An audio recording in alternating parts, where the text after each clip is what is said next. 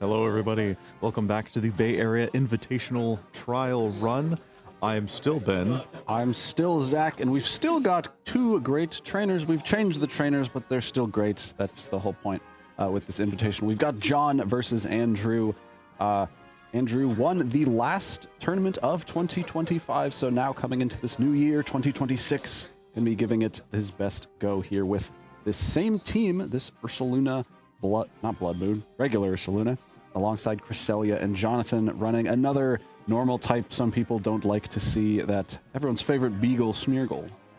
Yep, nothing too crazy about this particular Smeargle set. Focus Sash with Decorate, Follow Me, Spore, and Fake Out. No crazy things you might not expect to see, like Surging Strikes, something like that. No Salt Cure Smeargle. No, nothing like that. That's reserved for the Shed Tail. That one's fun. And Shed Tail.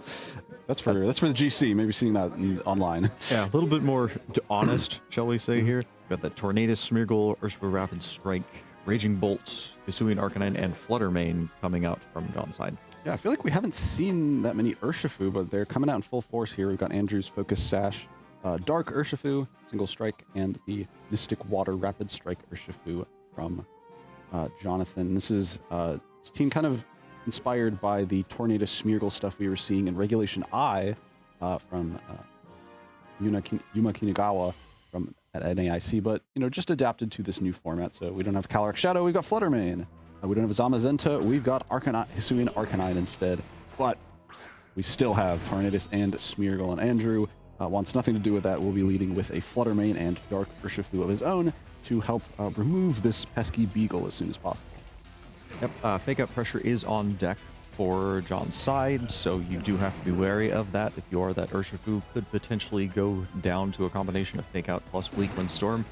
So a question Andrew immediately has to ask is, how aggressive do I want to be with that Urshifu? And no detects, no protects, no switches, just a Tailwind from that Tornadus, immediate Spore into that Fluttermane. So Urshifu, for now, does get free reign. Yeah, so Urshifu doesn't take the bait of a potential Fake Out plus Bleak Wind KO, goes for an attack on this turn. So it doesn't, if it detected, that would have been disastrous for Andrew, but gets to break the Smeargle's Focus Sash. So fair play, the Smeargle no longer has its Focus Sash, is one hit away from getting KO'd. So this defense boost will be irrelevant, as well as the attack drop. So Andrew can breathe a sigh of relief. Moody is not relevant in this game. Yeah, for the moment, fair play is as it states. Moody has not done anything silly quite yet, although Tailwind being up means that Smeargle is probably, well, we saw it last turn, it is faster than the Fluttermane, certainly faster than that Urshifu. Fluttermane could wake up at any point now that it has taken its guaranteed turn of sleep. We do see a Decorate going off into Tornadus, so do these Bleak Winds hit, because they are going to hurt if so. Yeah, so Decorate will make sure these Bleak Winds hit very, very hard, so that's a lot of damage into Fluttermane. Actually, just a one-hit KO, and Urshifu will survive thanks to that Focus Sash. Critical hit on the Fluttermane. Big critical hit there. Yeah, probably the difference maker into that KO, and so interesting to see Andrew not try to stop a potential Spore into that Dark Urshifu. Does get that correct and gets to go for a big Wicked Blow into Tornadus, so two big Wicked Blows, but no KOs yet, and another irrelevant Moody boost on this turn. So Andrew now has the ability to switch into whatever Pokemon he has in the back. I think that's part of the reason. He doesn't have great Spore switch-ins outside of that Cresselia, which...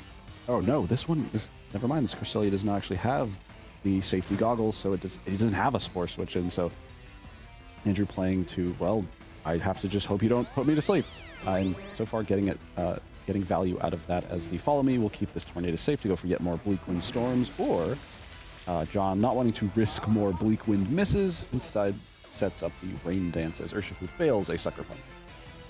Yeah, so good things for both players here. Really gutsy Swords Dance from the side of Andrew. So now the Grizzler is sitting at +2 in the rain, will get burned, but is operating outside of Trick Room, does have to contend with those +2 Bleak Wind Storms from the side of that Tornadus. I missed that Moody boost there, but not relevant, yeah. Both sides get a little bit of what they want.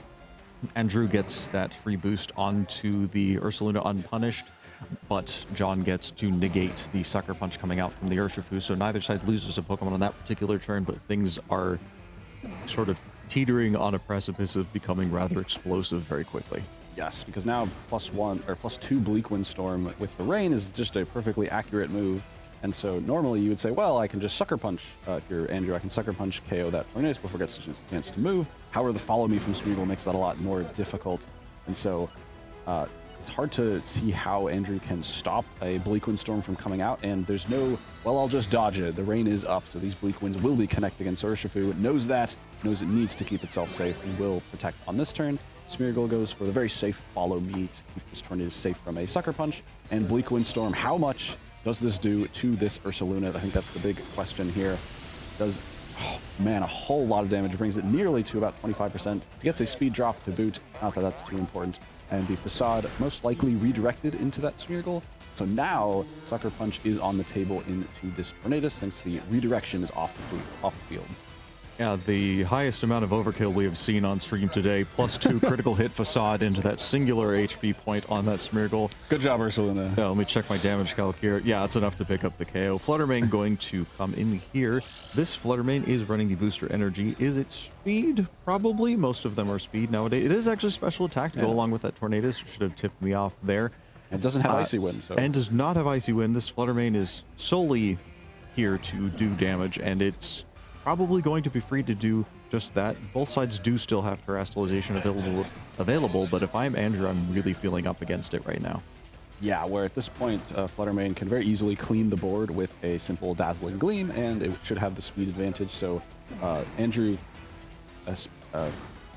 correctly was able to navigate around that Smeargle and pin this Tornadus. However, Fluttermane now on the field is not pinned by a Sucker Punch in any way. But Andrew will be able to position the Cresselia in order to get a very important trickling potentially moving forward, as this Tornadus does not have Taunt. Fluttermane will be going for a Terra Fairy just to minimize the amount of damage it takes from a Sucker Punch and just do the most damage it needs to. As Urshifu actually fails the Sucker Punch of its own into that Tornadus, which does not go for Bleak Wind Storm, just goes for its own Tailwind. Now Fluttermane free to go for, yep, you guessed it, Dazzling Gleam, 1 HP onto Urshifu, but Cresselia, so bulky, takes that with aplomb.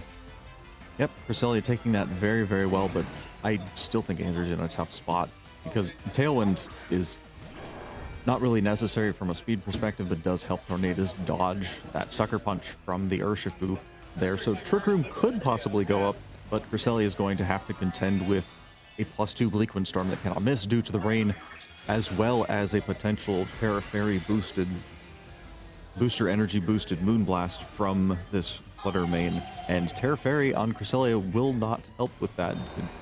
Does John go for Shadow Ball in this turn, or did he elect to Moonblast the Cresselia? Yeah, this is all about can Cresselia survive these attacks? How bulky is this Pokemon? That's a lot of damage from that Moonblast. Special attack drop not going to be too relevant. Does this +2 Bleak Wind Storm do 59 damage to this Cresselia? I think even without that Decorate, that would have been enough. So Cresselia will be KO'd, and so that means Ursaluna is left all on its own. Nothing much to do here. Will just be KO'd to any of these powerful attacks from these two special attackers. So I think Jonathan's showing exactly how this team is supposed to work, where you lead Tornadus Smeargle, you put some things to sleep, you set up a Rain Dance, you get a Decorate off, and then suddenly you're just spamming very powerful Bleak Wind Storms and Dazzling Gleams. He didn't even have to show the final Pokemon. Maybe that's a Raging Bolt for more damage with like Electro Webs, or the Rapid Strike Urshifu, which would also appreciate the Rain boost. Or of course, you've got to Decorate on a Choice Band Arcanine's Rock Slide. Those are going to do a lot of damage as well. And so Andrew sort of crumpled under the pressure of this powerful spread damage that Andrew put out. And I think very much facilitated by Smeargle. Smeargle was a massive problem for Andrew to deal with. Probably really wishing he had safety goggles on Cresselia. There is one way to get around spores from Smeargle on Andrew's team, and that is that Wellspring Ogerpon with that Follow Me would be able to circumvent those spores, prevent Smeargle from being disruptive in that way. Would also stop any potential Decorate shenanigans from that Smeargle, but every turn you're clicking Follow Me with Ogerpon is a turn that it is not attacking.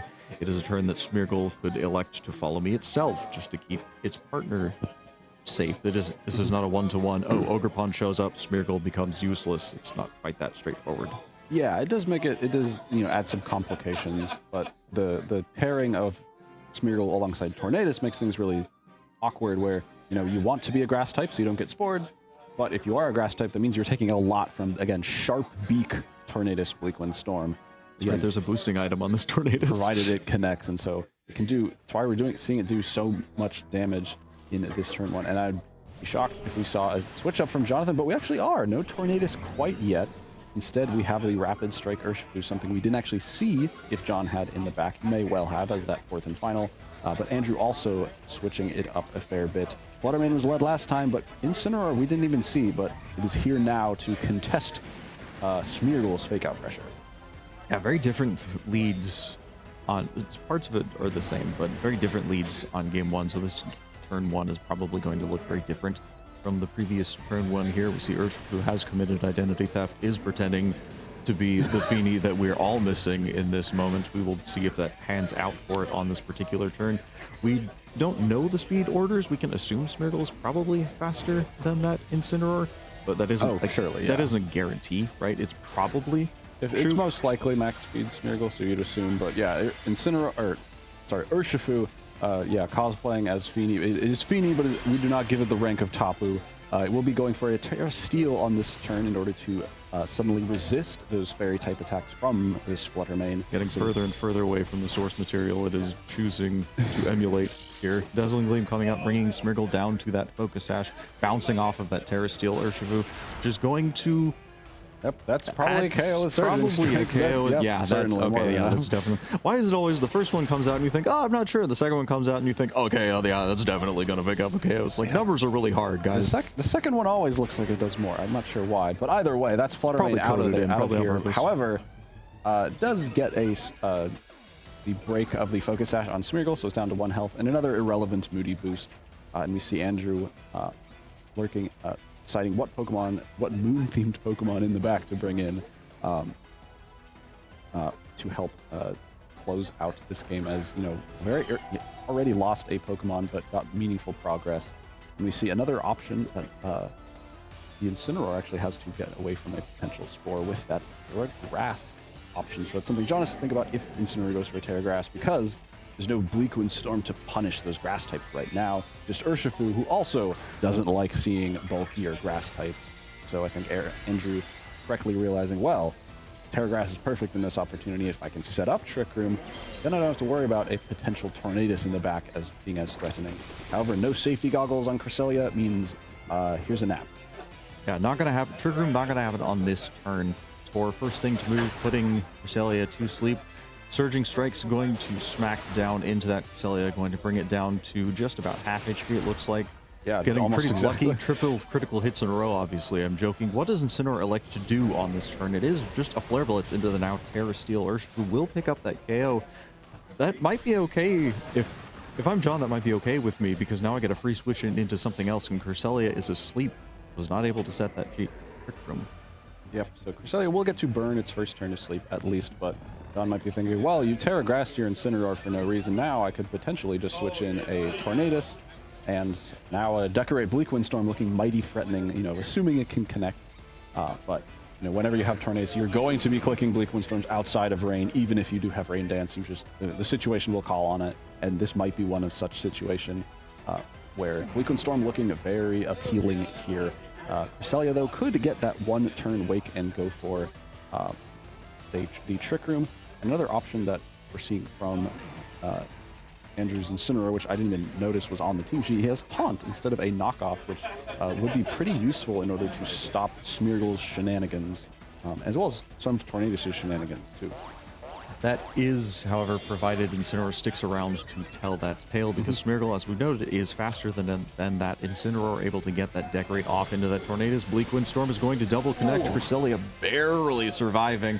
The Terastallization coming back to bite Incineroar on the first attack that it takes. In the first attack in this game? I believe so. I don't think it was hit prior to that. They got hit by Fake Out. They got hit by Fake Out and Flare Blitz recoil. Cresselia, unfortunately, going to stay asleep, not able to take advantage of surviving with that 3 HP to set up that Trick Room, so now things are looking real dicey. Yeah, there was a speed drop on Smeargle, so another Decorate not in the cards on this turn. However, so there's still a chance that Andrew can get through this, because the only attack Jonathan has on this turn to KO Cresselia is that inaccurate Bleakwind Storm, and he can't set up Rain Dance and attack on the same turn. And so Andrew still has a chance to, potentially protect or attack with Ursaluna and set Trick Room, and then maybe there's still a game here. But if Bleak Wind Storm connects and Cresselia goes down, it's going to be looking really rough to deal with this. The Arcanine, a nice switch in as well, brings that Intimidate to lower Ursaluna's damage output and potentially pin this Cresselia with an extreme speed in the following turns. But all important, does Bleak Wind Storm connect and does Cresselia wake up? Yeah, Andrew putting all his hopes on this, and it's not going to be in this particular game. Cresselia not going to dodge that Bleak Wind Storm, is going to get KO'd there. Ursaluna just protected, can't reliably protect again, does now get the Flame Orb boost, but is at -1 thanks to the Hisuian Arcanine switch in. Yeah, now Arcanine is just ready to rip a massive Choice Banded Flare Blitz. How much does this actually do to Ursaluna? Quite a lot, about 2/3, brings it just down to the yellow end. Is John going to go 3 for 3 with yet another Bleak Wind? There it is. And so you know, a clean game from Jonathan, showing just how powerful this Tornadus and Smeargle can be. And, you don't have to lead it all the time. I think he very smartly adjusted in game 2 and had that Urshifu instead, the other bear, to get a lot of value out of. Just pick off that Flutter Mane immediately and was kind of off to the races from there, and still got a lot of value out of that Smeargle. Yeah, really, really nicely done. The Bleak Wind Storms were with Jonathan, but I think he also played around the inaccuracy very well, especially in game 1. Set the Rain Dance, made sure to do that, so he didn't have to be rolling dice the whole time. Yeah, just a whole lot of offensive pressure coming out from John, and Andrew was never really in a position to turn that momentum around, really was constantly trying to weather this proverbial literal storm coming out from the side storm of John, and just wasn't able to find the room to actually.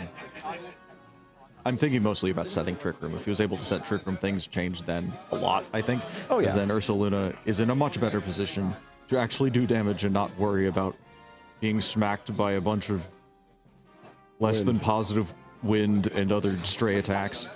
Yeah, absolutely. I think a big factor of this game that we probably didn't get to highlight as much is that I think that game plays out very differently if Cresselia has safety goggles, where suddenly you have a bulky spore immune Pokemon that you can just lead in front of Tornadus and say, like, I'm going to take these Bleak Wind Storms just fine.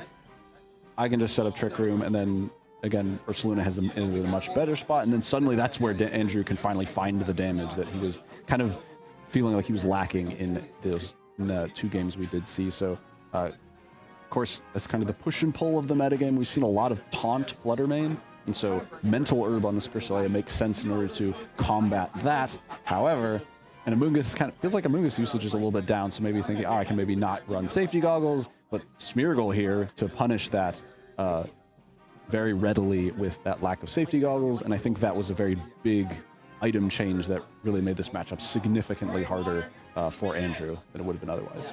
Yeah, tale as old as, I don't know, provide a year here. 2011? Spore counterplay is down. I think Amoonguss is probably pretty good. Amoonguss stonks go back up. Spore counterplay becomes more prevalent. Amoonguss starts to become a little bit less common. Yeah.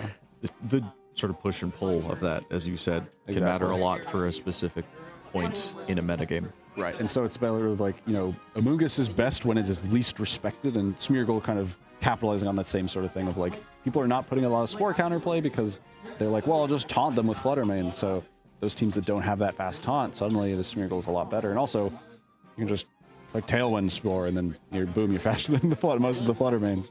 And so I think this is a really cool team from John. He's been running it for a fair bit. Same with Andrew. So I think we saw two players, sort of maining these kinds of archetypes in Regulation F so far. And I think that experience shown through in this exciting round 3 of Swiss.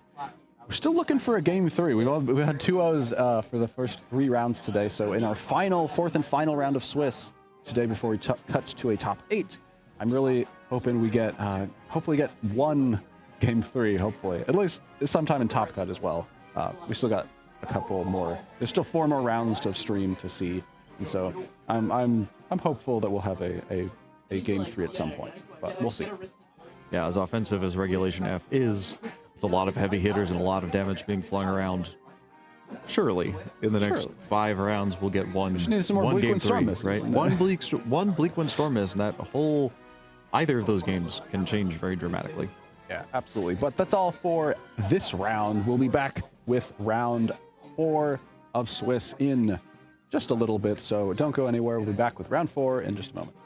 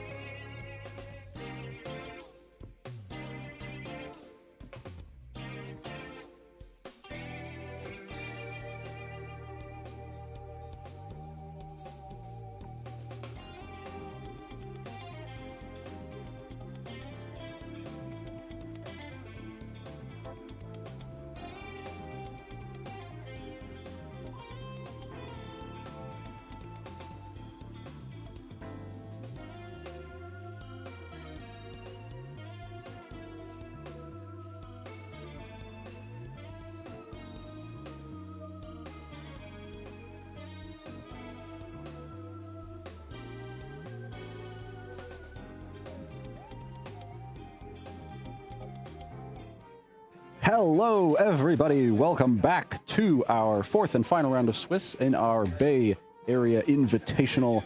16 of the best players in the Bay Area to duke it out here. This is a trial run. We're just trying this out. We hopefully get some more of these, maybe when Champions comes out in whenever the heck that happens. My name is Zach, this is Ben, and for our fourth and final round of Swiss, we've got two other great players. And we've seen Fuji's team already. It was the same team as Andrew had in the prior round. They work together quite often. And Joey's going to be running a slightly adjusted version, something similar to what we saw from Roaring Moon, Iron Hands, and this is a Choice Specs Goldango. Yeah, this is Choice Specs Goldango, has Make It Rain Shadow Ball trick to swap that Choice Specs off if you don't need it anymore. But Protect, I really like seeing Protect on Choice Specs Pokemon, or choiced Pokemon with Trick. The option to trade away that item, force one of your opponent's Pokemon to be constrained, and then get to say, oh, I can Protect like any other normal set. I think that's a really strong option to have. Yeah, I think it's very cool. It's a little bit harder to get away with Trick Choice Specs in the world where Ogerpon is quite common, and you cannot take away that Wellspring Mask from it. Or in this case, we have Wellspring Mask, but Hearthflame Mask as well. Any of the masks. Any of the masks. We've seen all the Ogerpon on stream today. We've got a... Well, they've been in Team Preview, anyway. We've seen them all... Yeah, we've seen the picture of them on Team Preview, but hey, we got a royal flush of Ogerpon. But yeah, we should maybe talk about this matchup. This is Fuji's Cresselia Ursaluna team, and so I think Joey's Pokemon like Iron Hands could be pretty important to slowly operate in Trick Room, as well as Pokemon like this Goldango, which is going to be very good into Cresselia in particular. Yeah, Fuji leading off with the Incineroar and Cresselia, saying I'm gonna probably aim for Trick Room here, and Joey leading off with the Urshifu Rapid Strike and the Goldango, saying if you want to set Trick Room, I'm going to try to do a lot of damage to you. And Joey here. Locking in as fast as possible. Yeah, very quickly. You get bonus point. You do more damage the faster you lock in. Fun fact, folks. So if Cresselia is being targeted here, it better watch out because those moves were locked in very quickly. It's actually how Tornadus was able to KO Cresselia so easily in that previous set. Yeah, it's absolutely. Just that lock-in. John was the locking very quickly. Was super fast, and that actually scales with the amount of damage that you do. That's how. And it's even more important with 3 hits from Surging Strike. So like this is the it's multiplicative. It's exponential. It gets insane. But we won't talk about the numbers right now. We're seeing an immediate Terra onto the Urshifu Rapid Strike for more numbers. For more numbers, just because lock in fast, Terra fast, damage fast, Urshifu, it's going to hit stuff really hard, and no fake out, so Urshifu is free to do an ridiculous amount of damage, and man, it looks like Cresselia locked in just as fast and is able to take less damage because of that. And Cresselia showing its perennial natural bulk, only taking about half from this Terra Water boosted Surging Strikes from this Urshifu. However, Goldango following up with a super effective Shadow Ball, and with that Choice Specs, that is Cresselia gone. That is Trick Room no longer an option, and Incineroar is like, wait, maybe I should have tried to stop one of those things. Instead, we'll be going for revenge instead with a big Flare Blitz, and so Captain Goldango has been swiftly removed, and the prize money all goes to Fuji. Yeah, the Urshifu could have been flinched there with that fake out, but Incineroar deciding actually the best status effect is death and KOs the Goldango rather than flinching the Urshifu. And, you know, pros and cons, getting rid of the Choice Specs Goldango is definitely a good thing. It is a very threatening offensive piece, and especially because Fuji now gets to bring in that Wellspring Ogerpon, and Terra has already been expended on the side of Joey, so he doesn't... Oh, this isn't actually the... You know what? Never mind. I didn't remember which set this Roaring Moon had. It does not have the Acrobatics. It has Breaking Swipe, Knockoff, Tailwind, Protect.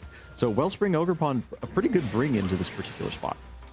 It is, but also Roaring Moon is extremely well positioned here. It resists every attack that Fuji can throw out on this particular turn. And Breaking Swipe is pretty good because these are both physical attackers. And so, yeah, this is more of the like kind of Jamie Boyd Roaring Moon that we've seen with this Terra Poison, very bulky with Breaking Swipe, and it pairs really nicely with Goldango, as you can normally you can set up a Tailwind and then go for a big Tailwind to make it rains. Of course, a little bit harder to go for when Cresselia is lurking around, but now that Cresselia is out of the way, Roaring Moon is free to go for these nice Breaking Swipes and doesn't have to worry about Cresselia's Moonblast either, so nice Breaking Swipe, chipping down and lowering the attack damage output of Fuji's team. And crucially, this Urshifu also faster than this Wellspring Ogerpon gets to go for a taunt to stop a potential parting shot or opposing taunt from Fuji's Incineroar. However, even with the -1, that Horn Leech does quite a lot to Urshifu. Yeah, 2-hit KO onto that Urshifu, provided another breaking swipe does not come through. Bulking swipe is a very different Bulking swipe reduces their defense or something, I don't know. Incineroar failing the parting shot there thanks to the well-timed taunt from Tsunami, the aptly named Rapid Strike Urshifu. Yeah, and I like the taunt there because, you know, Surging Strikes always feels a little risky to go for in the face of a potential Wellspring Ogerpon that could follow me away. So if follow me did happen, then you can taunt, stop the taunt would get redirected, Ogerpon wouldn't be able to click follow me anymore, and then you have a free Surging Strikes into the Incineroar slot. So I think that's a really nice play from Joey, kind of covers a lot of options, and you can see why Fuji's wanting to keep around this Ogerpon because, you know, Surging Strike is going to be really threatening into the two, well, both Incineroar and the Urshifu here. So here's another follow me, but I think, yeah, Joey's pretty fine to just keep going on the offensive with these breaking swipes, chip down these Pokemon, and just start trading damage effectively. However, Ursaluna does come in and get the burn activated kind of for free. But as for free as you might have wanted if you are Fuji, did have to take a critical hit breaking swipe from that. It didn't look that critical. Roaring Moon. It didn't look that critical, but every little bit of damage adds up, especially when you're taking burn chip repeatedly turn after turn thanks to that flame orb. So you can't, and Urshifu did protect on that turn, so the follow me from Ogerpon was sort of for naught. Did somewhat effectively keep Ursaluna safe, but it is now at -1, though it does have the active flame orb. Right, and so I'm imagining this is just going to be the breaking swipe show from Roaring Moon. I feel there's very little reason to not go for that. And Joey, once again, recognizing how much pressure this Urshifu is putting on, really forcing a defensive options from Fuji, either you know, switching or protect. Well, you can't protect against Urshifu, so more likely follow me. So Ursaluna being kept out in the field, and this Incineroar switch will be nice, so it will intimidate the Ogerpon from Joey. But yeah, again, more breaking swipes. So this Wellspring is at what, -3 now. Not going to be doing quite a lot, and the Citrus Berry will heal up Incineroar, so these going to take a couple more, yet more breaking swipes. But I think Joey's fine to just keep going on the offensive, and that is that is the most weakest Horn Leech I've seen in a long time. Yeah, Horn Leech into Hearthflame Ogerpon is never going to be a great option. And Hearthflame Ogerpon takes that super well. Very well-timed switch in there. Is not punished pretty much at all. I wouldn't consider aid damage from Horn Leech to be that punishing. And like you said, Roaring Moon really just sitting here in a great spot, is free to dish out not huge amounts of damage, but is slowly chipping everything down to the point where, okay, Hearthflame Ogerpon and that Terrawater Urshifu in the back will be able to clean things up. And with no Trick Room option anymore from the side of Fuji, the speed is looking pretty firmly in Joey's favor. Yeah, he's just moving first, and he's stopping Fuji from being able to do a whole lot of damage, and just chipping away at these Pokemon, where eventually Ivy Cudgel will be able to get that knockout. The Fake Out does correctly target into that Roaring Moon and not into the Hearthflame Ogerpon, but the Ivy Cudgel is not so lucky. He does fall into that Spiky Shield, so a bit of a dead turn here. Not a whole lot of value from either player. And if you're Joey, I think, you know, the board state's more or less the same. You just keep going for Ivy Cudgels, or sorry, not Ivy Cudgel. Keep going for breaking swipes and just, you know, hit the stuff that isn't Incineroar, because like Incineroar is going to have an extremely difficult time getting rid of this Roaring Moon ever, especially with breaking swipes as they compound. Yeah, the only offensive option this Incineroar has is Flare Blitz. Does not have a knockoff. Not that knockoff would be even good into this Roaring Moon, given that it is booster energy and probably on the bulkier side. And it's tough to see how Fuji's able to get out of this particular situation. Joey just seems to be in such control of the pace of the game. Yeah, and I think Joey's main sort of overarching goal is just get rid of Wellspring Ogerpon, and then Urshifu just kind of runs away with the game, and Surging Strikes KOs everything, and that should be kind of it for here. So let's see how much this -1 Ivy Cudgel can do. Not quite enough, so Ogerpon gets to survive for a little bit longer and gets to fire back with its own retaliatory Ivy Cudgel. But thanks to all those breaking swipes, it really doesn't do a whole lot. Incineroar trying to help, taunting this Roaring Moon, so you can eventually not have to worry about it going for Protect or Tailwind, but again, Fuji's not giving Joey a good reason to not just keep clicking Breaking Swipe. And thanks to all the damage that has been accumulated on Wellspring, it looks like one more Breaking Swipe might be enough to pick up that KO and then sort of open the floodgates for the Urshifu in the back. Yeah, Urshifu might not even really be needed here. Hearthflame Yeah. Ogrepon is already very threatening. We know Ursaluna is in the back, and although Fuji does still have Terastallization available, I'm not really seeing a way that it will be all that effective for them here. Spiky Shield coming out for Wellspring Ogrepon, maybe just delaying the inevitable here. Breaking Swipe, I mean, it will chip down Breaking Moon, Roaring Moon. So that is good. That bit of Chip. I'm blanking on the word, the adjective I was looking for. Chip damage, yeah. Ivy Cudgel going into the Incineroar here.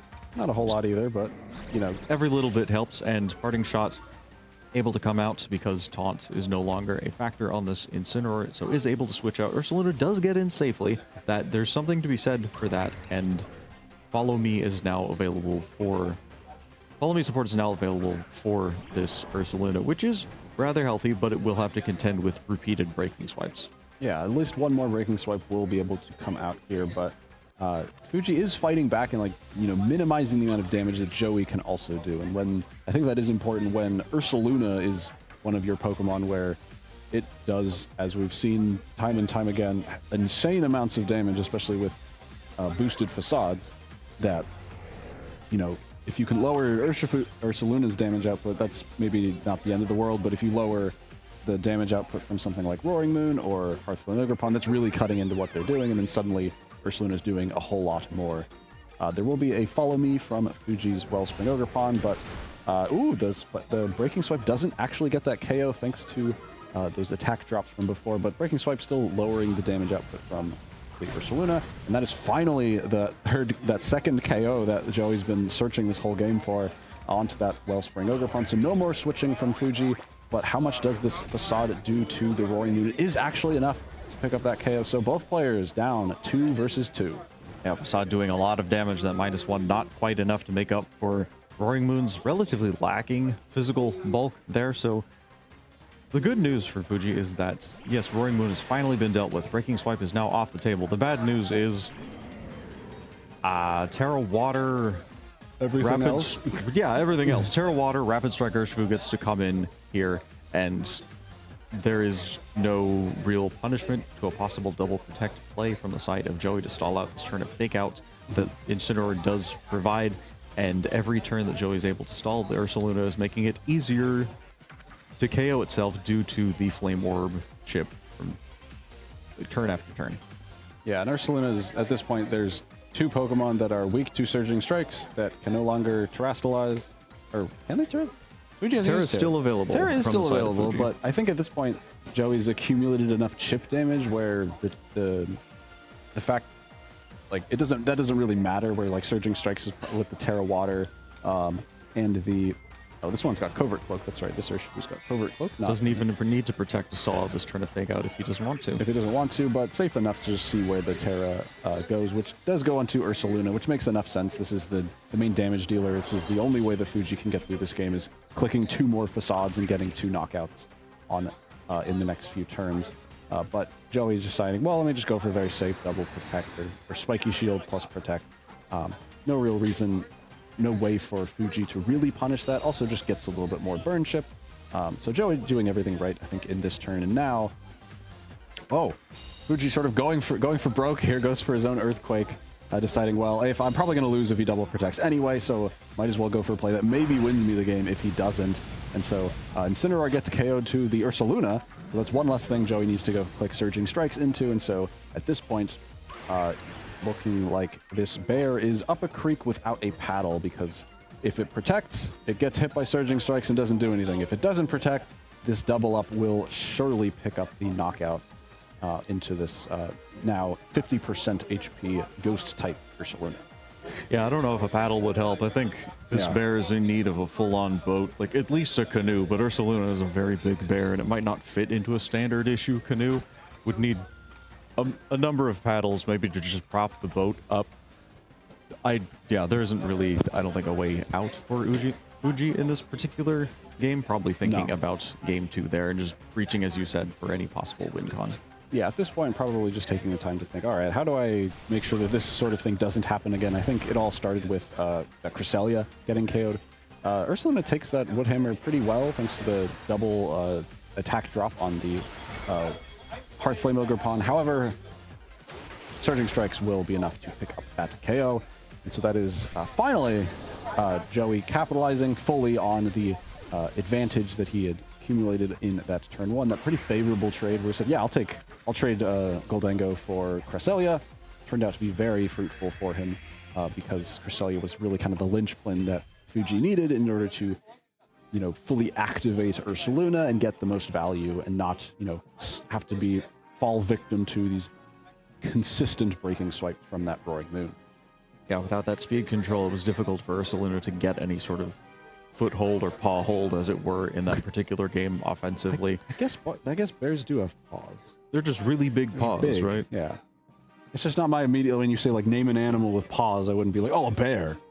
Be like a dog or well, no, you're going to go cat or dog because you're a normal person. Yeah, I don't. If anyone says, oh, bear, as their first gut, it's like, maybe ask some more questions. I guess, yeah. I guess they have paws. But either way. I'm not sure how I would adjust if I'm Fuji here. Trick Room seems to be pretty important. I wonder if there's a way to play this where Trick Room is less important. I'm looking possibly at that Flutter Mane. If you can give this Choice Specs Flutter Mane a few turns to wreak some havoc, that could be a good way to punch a hole through some of Joey's offense. Potentially. It looks a little tenuous where, you know, the Goldango is a real big problem for that Flutter Mane. And Hearthflame Ogre Pawn can also, if the Flutter Mane locks into a fairy type attack, Hearthflame Ogre Pawn can stomach those attacks reasonably well. And as well, you know, Flutter Mane can prey on Roaring Moon, but Roaring Moon can also terastallize into the poison type, and Urshifu can terastallize into the water type and maybe survive one of these powerful fairy type attacks. And so Flutter Mane looks a little bit difficult to position, where if you do get into the right spot, it does kind of, you know, mow through everything, but finding that spot might be a little bit harder, where I do like the way that Fuji approached it. He was like, I want to set up Trick Room, so let me lead Fake Out plus Trick Room. However, the sort of aggressive prediction of not going for something as straightforward as a Fake Out with that Incineroar really put him on the back foot. Well, actually, he couldn't go for Fake Out. Couldn't have done that anyway, right, because of the Covert Cloak on the Urshifu, so kind of stuck between a bear and a stack of money, I guess. Anyway, everyone's been in that spot. Everyone's been in that spot. You all know it feels very difficult. It's very uncomfortable. We're seeing more Fake Out on the field for Joey, bringing in the Iron Hands of his own.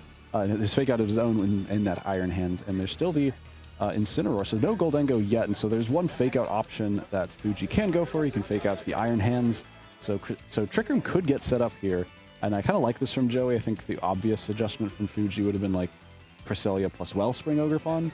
Then you basically ensure that Cresselia can only really take like a Make It Rain, and so, you know, maybe that just even KOs, that can potentially KO the Wellspring, and then you get Trick Room plus Ursaluna immediately. That could be pretty nice. But Iron Hands would, you know, make that a little bit more complicated. So I like the adjustment from Joey. So with, you know, maybe that's the swap. He does Iron Hands instead of that Goldango from game one.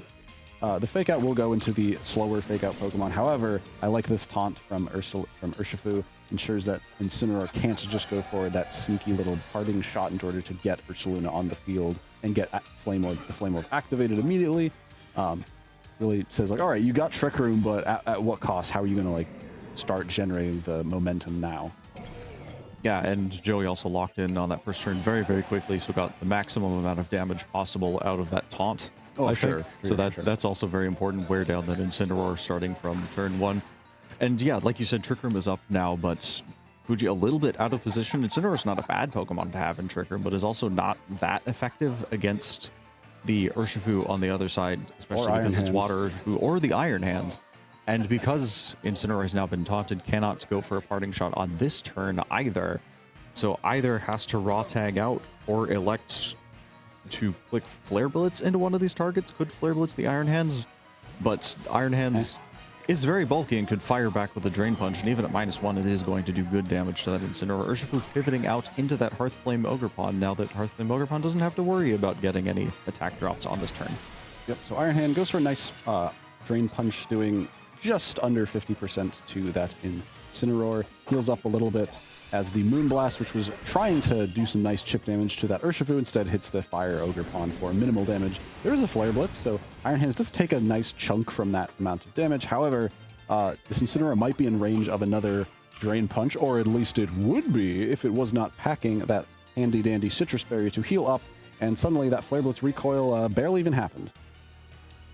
Yeah, barely happened, but Drain Punch still, again, doing very solid damage here. And Cresselia doesn't really have a whole lot to do on this turn. Could Moonblast the Iron Hands. That's not negligible damage, but the Drain Punch healing will sort of offset that, and it means that Fuji cannot safely switch Ursaluna into the Incineroar slot in order to get it onto the field in Trick Room. And those turns are, even though it is only the second turn of Trick Room, those turns are slowly dwindling, and the onus is on Fuji to take advantage of those turns. Yeah, absolutely. Like, Trick Room is an investment of I will get, if I position right, I can get a lot of value out of these next 4 turns. But so far, Fuji hasn't been able to really capitalize on that, but this is a pretty aggressive switch trying to capitalize on that, saying, all right, well, Cresselia is a sitting duck.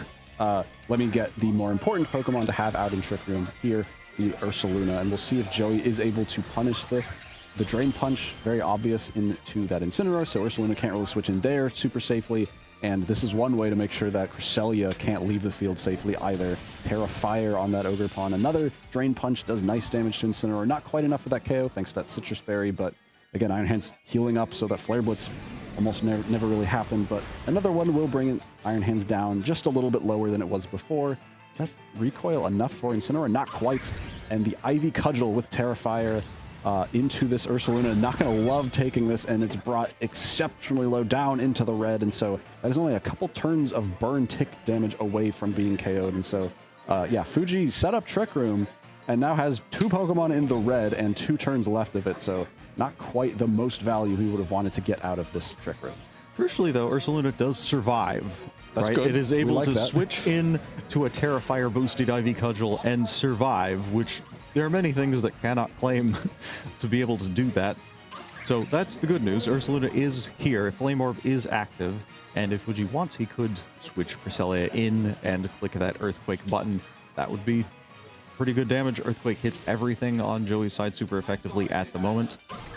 So that seems pretty compelling to me, and we do see Cresselia switching in for that Incineroar here, as well as a Terastallization from that Ursaluna, the other bear.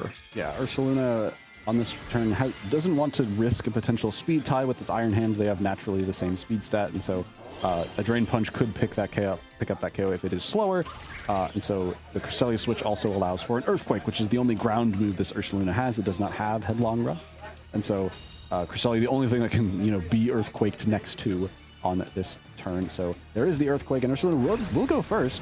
So this is burned Earthquake into Iron Hands, and that is enough for KO. The Iron Hands could not Terastallize out of that weakness. Next to Ogerpon claiming that KO. And suddenly, in this final turn of Trick Room, or this second to last turn of Trick Room, and then moving into this final turn of Trick Room, things are starting to turn around for Fuji. He's gotten a KO, he's in position, he's got Ursaluna in Trick Room and burned. That's great. But you got one more turn to capitalize on it, and this Ursaluna is at extremely low health. There's no Aqua Jet, however, on this Urshifu. Yes, which means that Ursaluna is safe for this turn, provided Earthquake does enough damage to clear this board. And if I'm Fuji, I gotta be concerned. Okay, Urshifu is reasonably physically bulky, can probably survive this Earthquake, barring a sort of critical hit, so just clicking Earthquake and Lunar Blessing might not be the way out of here. Might need to Moonblast as well, yeah. You could Moonblast as well, yeah, but then you don't get healing on the Ursaluna, and Fuji's saying, okay, well, I don't know if I can actually take good enough advantage of this final turn of Trick Room, so I'm going to save Ursaluna for ideally a second Trick Room, but Incineroar is so low at this point. I don't know, it's going to be tough, but Hearthflame Ogerpon switching out as well, Joey, trying to preempt the ending of Trick Room, switching in Bro Storm, the Landorus. Bro Storm is here and ready to, probably just storm some bros? Storm some bro, that's definitely, but the Moonblast, as mentioned, is trying to get that crucial chip damage onto Urshifu, but Joey's not going to have any of that. However, I do like how Fuji is positioned this where Incineroar is low. That's fine. You don't care about Incineroar. You just need this Fake Out so that Trick Room can go up, and you can get Ursaluna back in Trick Room. However, there is still Covert Cloak Taunt Urshifu. That is the big problem, where you can't fake it out, and it can always taunt your Cresselia. However, Cresselia's got the Uno reverse card on that Covert Cloak with his own Mental Herb, so you can't taunt this Cresselia to stop the Trick Room. So these items are actually playing a massive role in how this game is going to play out, where they both kind of counteract each other, where now, yeah, Cresselia there can just be a fake out Trick Room, and there's hard pressed to see how Joey can prevent that. Brostorm's not even going to stick around to find out. Yeah, Brostorm not really going to be able to stop the Trick Room on its own But here. Spicy Bonk. Sort of preempting that with some big ol' Spicy Bonk coming in here, immediately getting that +1 thanks to that Embody Aspect ability. Fake out going into Spicy Bonk as she switches in. Taunt also going into the Incineroar, actually. Not even bothering, saying, okay, you have the Mental Herb, I'm not going to bother with that. I'm just going to prevent any possible parting shot from coming out on this particular turn, which, just as in earlier in this game, means that Ursaluna doesn't get to switch in without taking damage. So again, Trick Room is up. How are you going to get Ursaluna onto the field not KO'd in order to take advantage of it? I think it has to hit the, like, how do you get it to go for an attack in this Trick Room? Because, yeah, it's super low, so any attack will do it. And I really like that play from Joey, saying, well, I can't stop Trick Room, but I can stop you from positioning to capitalize on it by going for that taunt. So now Incineroar is once again stuck on the field, and if it wants to do anything, it will click Flare Blitz. And that Flare Blitz recoil is probably just going to KO it. So Fuji's saying, all right, well, you got me. I can't really do anything in Incineroar. I've got to switch it out. And so Fuji will be switching that out into the fourth and final that we haven't quite yet seen from this, from Fuji, that Choice Specs Flutter Mane. And Cresselia's Moonblast doesn't even do half to this Urshifu, as the Surging Strikes will go down into it. And we saw with the Terra Water, it did about half, but without that damage boost, it's going to do a little bit less, so about a third into that Cresselia. Respectable damage, but not super impressive. However, Terra Fiber Ivy Cudgel, that is some pretty impressive damage on the whole into Cresselia, and that is a KO with a critical hit to boot. I don't know if that critical hit was mattered, because this attack is so strong, but Cresselia is also very bulky, so kind of hard to say. But that is a free switch for Fuji into that Ursaluna, and it looks like by the HP number there, it's about 2 burn ticks away from getting it. And so, yeah, maybe Joey didn't actually want that KO onto Cresselia, because now Ursaluna is here and ready to go. Yes, and if it is 2 turns, like you say, then it's hard to see a way to protect through that, because obviously you can't protect twice in a row without risking it failing, only a 30% chance, and that can get really dicey really quickly. We do know that Brostorm is in the back, the Landorus, and could switch into a possible ground move, but would not like eating a Facade, so both players have some choices to make here.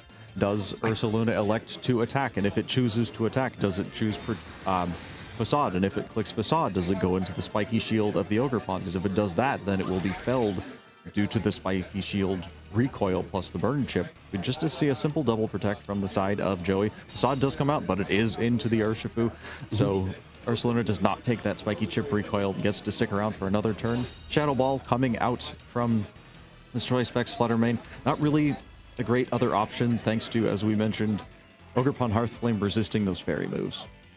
Absolutely, yeah. And I think Ursaluna kind of has to go for the Facade here. Earthquake just would KO his own Flutter Mane, or the Incineroar if it switches in. That just, I don't think that's really a winning maneuver there. And Swords Dance, there's just no time to take advantage of that. And so I think the only attack Ursaluna can really go for is that Facade. And as you correctly mentioned, yeah, going into the Spiky Shield would have just lost their Ursaluna, probably lost the game, as there's 2 more turns of Trick Room. And so this kind of weird speed sandwich Fuji's got is kind of playing to his benefit and not. However, the Follow Me will be able to keep this Urshifu safe from a Facade on this turn. But no, it's the Earthquake, so that just might be clearing the entire field, but not quite. The Flutter Mane actually is bulky enough to survive that Earthquake. That is massive.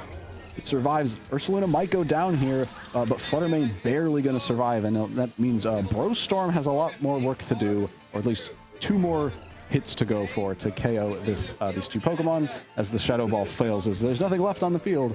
But is that enough burn? Yes, it is. And so, man, Ursaluna almost cleared the entire board, including itself. Yeah, almost. The nuclear option, not quite nuclear enough. Flutter Mane barely hanging on from that Flame Horde boosted Earthquake there. Very impressive bulk coming out from that Flutter Mane, just choosing to clear the entire board. Incineroar also just barely alive. So we have Brostorm the Landorus on one side in Trick Room with full health against Incineroar and Flutter Mane collectively on single digits, probably less than 10 HP between them. How many turns of Trick Room are left again? There's one more final turn of Trick Room, and so it's very simple protect from Joey. Doesn't want to get caught out by a Fake Out plus Shadow Ball. No reason to allow Fuji to do that.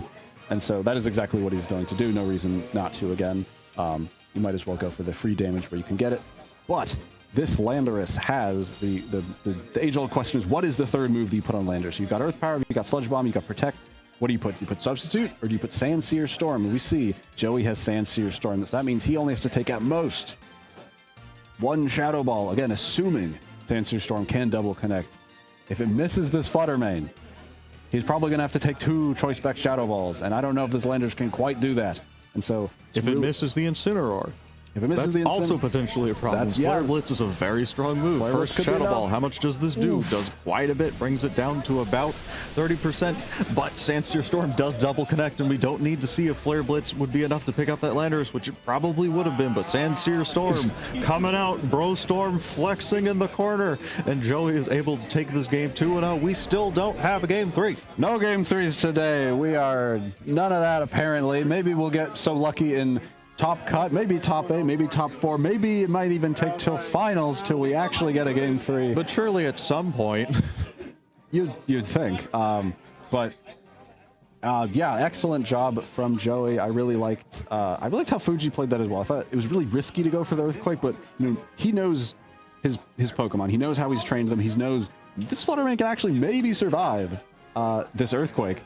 Barely did. If it does, I have a chance. And it looked like it survived with about 1 health. And so that's the only health you need. And so really not obvious play for Fuji to make it. I was just saying, like, Earthquake just is a losing, like, that never works, right? That KO's Flutter Mane. But Fuji's like, nah, not quite. I got a way out. And so nearly got there. One Sandsear Storm miss. And, we're talking about, hey, we got a game 3 finally. But no luck there. No luck there. Landorus has connected. Moves have been quite accurate today. I think we've had pretty much everything. Like, we haven't seen devastating Bleak Wind or Heat Wave misses. And so not yet. I'm sure it'll happen. Not yet. We also got, we also should mention the Terra Fire Ivy Cudgel critical hit on Cresselia. Looking at how Joey reacted to that, he was not pleased with that. I think he wanted to keep Cresselia around there. Sort of stall Fuji's board, stall a little bit more Trick Room turns, so he could take advantage of that passivity. But that critical hit kind of threw a wrench in plans and made things a little bit more exciting here. But thanks, Landorus, Ogerpon. Thanks, Ogerpon. But Bro Storm clutched it out. Good old, everyone loves Landorus. Bro Storm. Good old Bro Storm. The Sandsear Storm, definitely, he did it. And that's going to bring Joey most likely into our top cut today. So we'll be seeing him along with 7 other trainers here today in our Invitational. But yeah, that's the end of Swiss portion of our tournament. But top cut, our top 8, the top half of our 16-player Invitational today will be coming into top cut. And we'll get a chance to take a look at that in just a moment. But looks like some of these games are still wrapped, but I think we're almost there. We're almost into our top cut. So don't go anywhere. The action is only heating up here. We might get a game 3 sometime. Eventually, we'll have to wait and see. But we'll be going to our top 8 in just a moment, so don't go anywhere.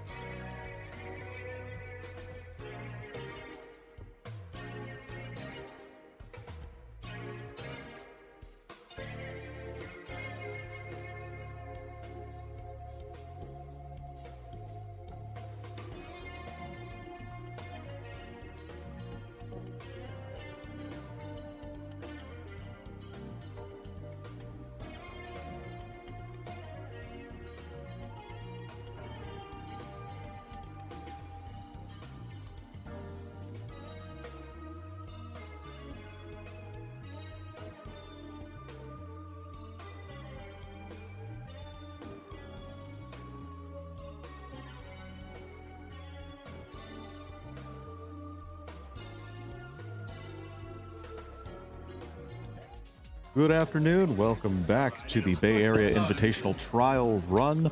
I'm still Ben. This is still Zach. We're going into top 8. Here we have Sahen versus Justin. We've had one of these players on stream before. You'll recognize, eagle-eyed viewers may recognize the Regice, the notorious Regice from round 1. Sahen is a new face though, sporting a new Pokemon we haven't seen on stream yet, that Dragonite. Or have we seen Chen Pao either? I don't think we have. We have not seen Chen Pao that much. We also have not seen anyone like bring Raging Bolt, I don't think. The Raging Bolt did show up in round 1. It did not appreciate the blizzards. Oh yeah, I just got caught by Blizzard immediately. Okay, yeah, that's right. So it was here, but some briefly. newer faces that we'll see, but also another Goldango as well. So that's going to be something that Justin's going to have to figure out how to deal with, as it will be pretty sturdy in the face of the Blizzard spam of the Choice Specs Regice plus Ninetales combination. It would not appreciate the Terra Ground Terra Blast from this Tornadus as well. Nor the Terra Fire Terra Blast from that Regice. Or the Terra Ghost Terra Blast from the Choice Band Dondozo. There are 3 Terra Blasts on Justin's team, which is very fun, as it is it's quite offensive of a team. And Incineroar feels like a weird choice as the last Pokemon, but I think it makes sense to have some amount of backbone and provide nice support to the Regice with the likes of burning things that would otherwise do quite a lot of damage to it, which could be pretty important, as there is a Chen Pao Dragonite on Sahen's side, the Choice Band Dragonite to be specific, as well as an Ice Spinner and Crunch Chen Pao as well, the Sucker Punch. So no fighting coverage on this one. And yeah, some interesting stuff. There's a Raging Bolt with Assault Vest as well on Sahen's team. And so, yeah, this is a nasty plot Life Orb Goldango, so kind of like a Regulation H set. We'll have to see just how fast it is. Those ones were typically very fast. But this is also a Terra Steel Goldango, so a lot of damage could be coming out of these Make It Rains. I'm really curious to see. I think Dondozo looks pretty well positioned into this matchup, as the Terra Ghost blocks that Fake Out from the Incineroar, and the Oblivious will make sure that it won't be susceptible to those Intimidates, and the high defense should mean it can fight toe-to-toe with the Dragonite and Chen Pao. So I think that could be a pretty potent option for Justin to key into. Yeah, wouldn't have to worry too. The lack of Unaware is not that huge to me in this particular matchup. You don't love having to take potentially boosted Make It Rains, or especially Shadow Balls following the Terra Ghost Terastallization on Dondozo. But ideally, if you're Justin and you lean into that Dondozo, you don't have to take any hits from Goldango, right? Ideally, you outspeed it and you are able to get rid of it with a single either Terra Ghost, Terra Blast, or that Choice Banded Earthquake with that speed boost from the Commander ability. Yeah, Earthquake could be pretty important here, as nothing really loves taking Earthquake. Like Wellspring Ogrepon can take Except it. Dragonite. Dragonite can, but it kind of wants to Terra Normal, I would think. But if it does, then it will get pretty quickly punished for that. But let's take a look at how these players actually want to approach this game. And Sahen will be leading with the Goldango and Incineroar, and Justin not leading either of the 2 combo Pokemon, 2 combos of Dondozo, Tatsugiri, or that Snow Mode just yet, with his own Incineroar plus the Citrus Berry Tornadus. And I think we saw Sahen's Incineroar get the Intimidate off first. So that's important. Some sort of speed interactions anytime we see 2 Incineroar on the field. Who actually has the faster Fake Out? Yep, worth noting, this Tornadus does not have Protect, does not have that Terra Ghost. No way to stop from being flinched on this particular turn if Sahen does want to go for that Fake Out to stop it from moving. But that would give Incineroar, though it is at -1 on Justin's side, free reign to attack into that Goldango, which is Terra Steel, as we mentioned, so cannot get away from that fire weakness here. We see that Snowscape from that Tornadus, so another option to set the snow on Justin's side if he wants immediate Terastallization coming out from Sahen, beginning to put eggs in that Goldango basket, donning the Terra Steel Axe helmet thing. Yep, the faster Fake Out is Justin, so we'll go for a Fake Out to stop Sahen's on this turn. It looks like it was also going for a Fake Out as it flinches before Tornadus is able to set up that Tailwind and gain the speed advantage for the next 3 turns. However, Goldango will make Tornadus pay for that Tailwind. Not quite enough with a knockout, but does quite a chunk to it, bringing it down to 11 hit points, and that Incineroar on Justin's side does take it pretty comfortably. But Citrus Berry will heal up this Tornadus just a little bit, so it's a little bit healthier than before, but still well within range of another Make It Rain to pick up that KO. Yeah, Tailwind now up for the side of Justin. And Goldango a little bit threatened, I would think. Flare Blitz is still very strong, even at -1.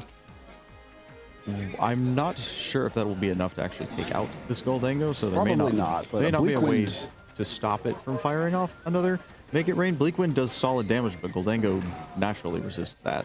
Right, but Bleak Wind might be enough chip damage plus the Flare Blitz to maybe get that KO, so there's still some play from Justin. He also, if he really wants to reach for that KO, this Tornadus does have Terra Ground, Terra Blast as an option, but if you're Sahan, you're probably thinking, all right, what do I try to prioritize? What do I prioritize keeping around in the face of what Mystery 2 Pokemon Justin has in the back? That's the big thing. And Raging Bolt going to be useful to stomach these Bleak Wind Storms, and yeah, it doesn't take too much, but Incineroar takes a good chunk thanks to a critical hit. Yeah, big critical hit on that Incineroar there. Does not normally take half from a Bleak Wind Storm from Tornadus without some kind of boosting item. Will be able to heal that up with that Citrus Berry. Raging Bolt proving that it's a pretty good switch into these two hits. Stomachs does get burned by the Flare Blitz. Definitely unfortunate. Will not appreciate that chip damage turn after turn.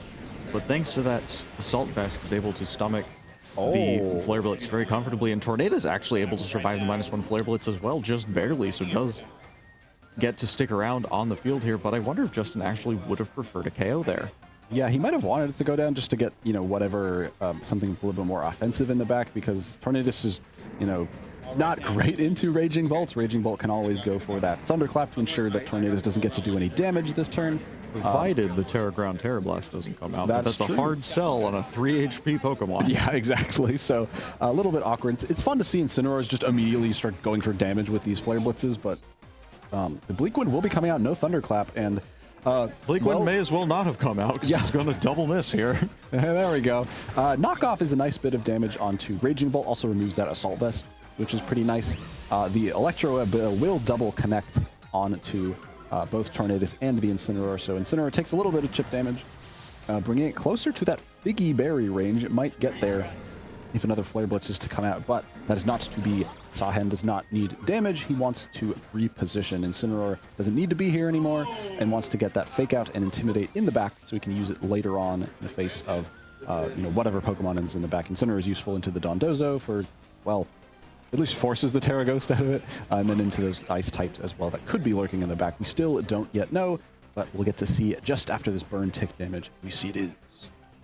Yep, there it is. And Wellspring Ogerpon pretty reasonably positioned in front of the Incineroar here.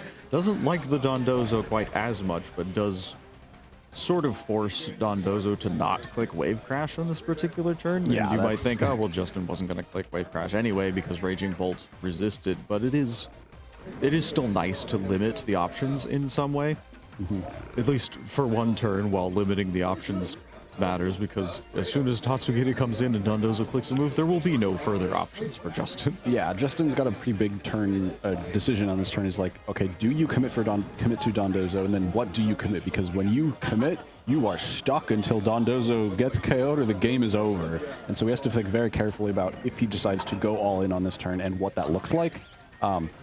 And it looks like, because we are seeing the Incineroar leaving the field, that Dondozo will be combining as Tatsugiri joins the field and will jump into Dondozo's mouth thanks to that Commander ability. So Dondozo gets to relish in all of these lovely stat boosts, doubling its attack, special defense, and speed.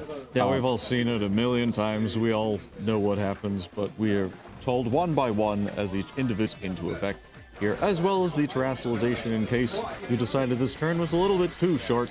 Dondozo needed more screen time. Dondozo needed more screen time because Lord knows it hasn't had enough, and is becoming a ghost type here. And Wellspring Ogerpon smartly deciding, I am just gonna put that problem off for another. Someone else is gonna deal with that later, and it's not me. Thunderclap doing a good amount of chip damage into that Dondozo here, but the +2 Earthquake now not only gets around the Spiky Shield potential Chip damage. recoil damage here, but does fell the Raging Bolt. So does Incineroar come back in, or is it the fourth and final Pokemon for Sahan? I think either one will just get KO'd to a Swift Earthquake. That's right, it's the Terra Steel Goldango. The Goldango had already terastallized to the Steel type, so Justin has no reason to think at all. There's no thinking to be done. You just keep clicking Earthquake. Thinking would not do much good in this situation either. There's only one option to go for, and it is the Earthquake. Yeah, so Take a shot, everybody. Clicks Earthquake. So Choice Band knows Earthquake does do a solid chunk to this Ogre Pawn, so I think about 2 to 3 more of those should be able to get the KO, but this Ivy Cudgel can do a lot if it gets a critical hit, but no crit yet. So Justin's just going to keep clicking the Earthquake button. As we mentioned before, the only choice he has is stay the course or forfeit. So he's going to stay the course now. Yep, top 8, no reason to throw in the towel when you're in a pretty solid spot. Cinder the Incineroar is going to switch in here, will intimidate. Oh, but not really. Oblivious. Dondozo's too stupid to be intimidated. Dondozo is too mentally deficient to understand the threats in front of it. So this Same. +2 Choice Band Earthquake is going to just pick up the KO here, do a lot of damage to that Wellspring Ogre Pawn as well. And if you're Sahen, you're really hoping for that critical hit Ivy Cudgel right now. Yeah, Ivy Cudgel critical hit could turn this around. If it does, it has a high crit chance. And there it is. There's the critical hit. And that actually is enough. I wasn't sure if a critical hit would even do enough, but it looks like it was just enough to pick up that Dondozo. So if that wasn't a KO, then I think another Earthquake just easily cleans up the game. But now we have a bit of a game between these players. So now it's a matter of like, all right, how fast is Tatsugiri? How fast is this Goldengo? Which one goes first? Incineroar is still pretty useful to get a nice Intimidate down. And yeah, now it's a game. Yeah, now we have a game here. This piece of sushi, we should note, is the Focus Sash variant. It is not Choice Scarf. It is not safety goggles, anything like that. Different defensive item of choice. So will survive a single hit from anything. Not that anything here looks like it would one-hit KO Tatsugiri particularly. Possibly a critical hit Shadow Ball, I suppose, from Goldengo. But yeah, maybe. Yeah. Yeah, this is now suddenly very awkward of, you know, where does the damage, where does Justin find the damage? Tatsugiri needs to go for, you know, a Draco Meteor to do anything into the Wellspring Ogre Pawn. But then as soon as you do that, then you're really struggling to do damage into the Incineroar. And you really don't want to get rid of Wellspring because it's the main thing threatening the Incineroar. But I think the one thing that's clear for Sahen is I'll just double protect on this fake out turn. No real reason not to. Might even get some spiky shield chip damage onto the Incineroar, but not to be. The fake out will go into the Goldengo instead. And Tatsugiri did go for Muddy Water, so Justin kind of playing around, okay, thinking, all right, the Ogre Pawn is probably going to protect, but Goldengo might not, so maybe I can go for damage there. Yeah, these speed interactions are still important of, is Tatsugiri faster than Goldengo? Is it faster than Ogre Pawn? These are all still questions that are up in the air. And will that Incineroar be able to actually consume that Figgy Berry that it is holding there? Yeah. If it gets that secondary bit of recovery, it might be able to face off against this Goldengo. Tatsugiri does go first, does KO, land the Draco Meteor, KO that Wellspring Ogre Pawn, bringing this down to a 2v1, and things are looking now very much in Justin's favor, I would think, without something like Incineroar is actually faster than the... Is Tailwind set up and I just forgot about it? No, it's been too long for that. Incineroar is just faster than this Goldengo, but Goldengo survives the Flare Blitz, and the recoil is enough to put Incineroar into Figgy Berry range, but now Goldengo needs to get more than one attack off, and with the Life Orb item, I don't think it's going to be able to do that, so it will just... It does pick up the Incineroar, that's a lot of damage, but that Life Orb recoil is going to take it down. Yeah, and wow, that speed interaction was so important, but there's the Life Orb, and now Tatsugiri doesn't have to fail Justin by missing a Muddy Water, losing him the game. The Life Orb will do it for him, and that was an exciting way to end that first game between Justin and Sahen. Not at all what I was expecting to happen in the best of ways. No, two very important things. Tatsugiri faster than the Wellspring Ogre Pawn. That's very important for both players. As well as the Incineroar being faster than the Goldengo. I would not have expected that, and I don't know if Sahen did either. Yeah, probably not. I sure wouldn't have. It's always up in the air of like how fast do you want to go on Wellspring Ogre Pawn? Do you want to be really bulky? Do you want to be faster than Landorus, faster than Chiyu, just faster than max speed Goldengo? How fast do you want it to be? And Sahen, it looks like, opted to be quite slow, at least slower than what we can assume is maybe max speed Tatsugiri, as this is Focus Sash, so probably not super bulky. And kind of gets punished for it. And thankfully that Draco Meteor connects if you're Justin, and it gets that crucial KO, and then suddenly Incineroar is a lot freer on the field. But also that Life Orb Goldengo Make It Rain actually did more to Incineroar than I was expecting, so wasn't as free as I thought, and so yeah, did need that Incineroar to be faster, so wild way for that turn to play out. But both players did get really useful speed interaction information from each other. Probably not what either of them expected going into a game like this of, oh, the Tatsugiri is actually faster than Wellspring.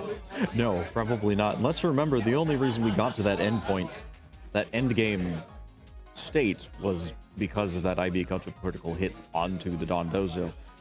If that doesn't happen, Dondozo probably doesn't go down on that turn, and then neither player has those two pieces of information. Yeah, does that change how Sahen adjusts?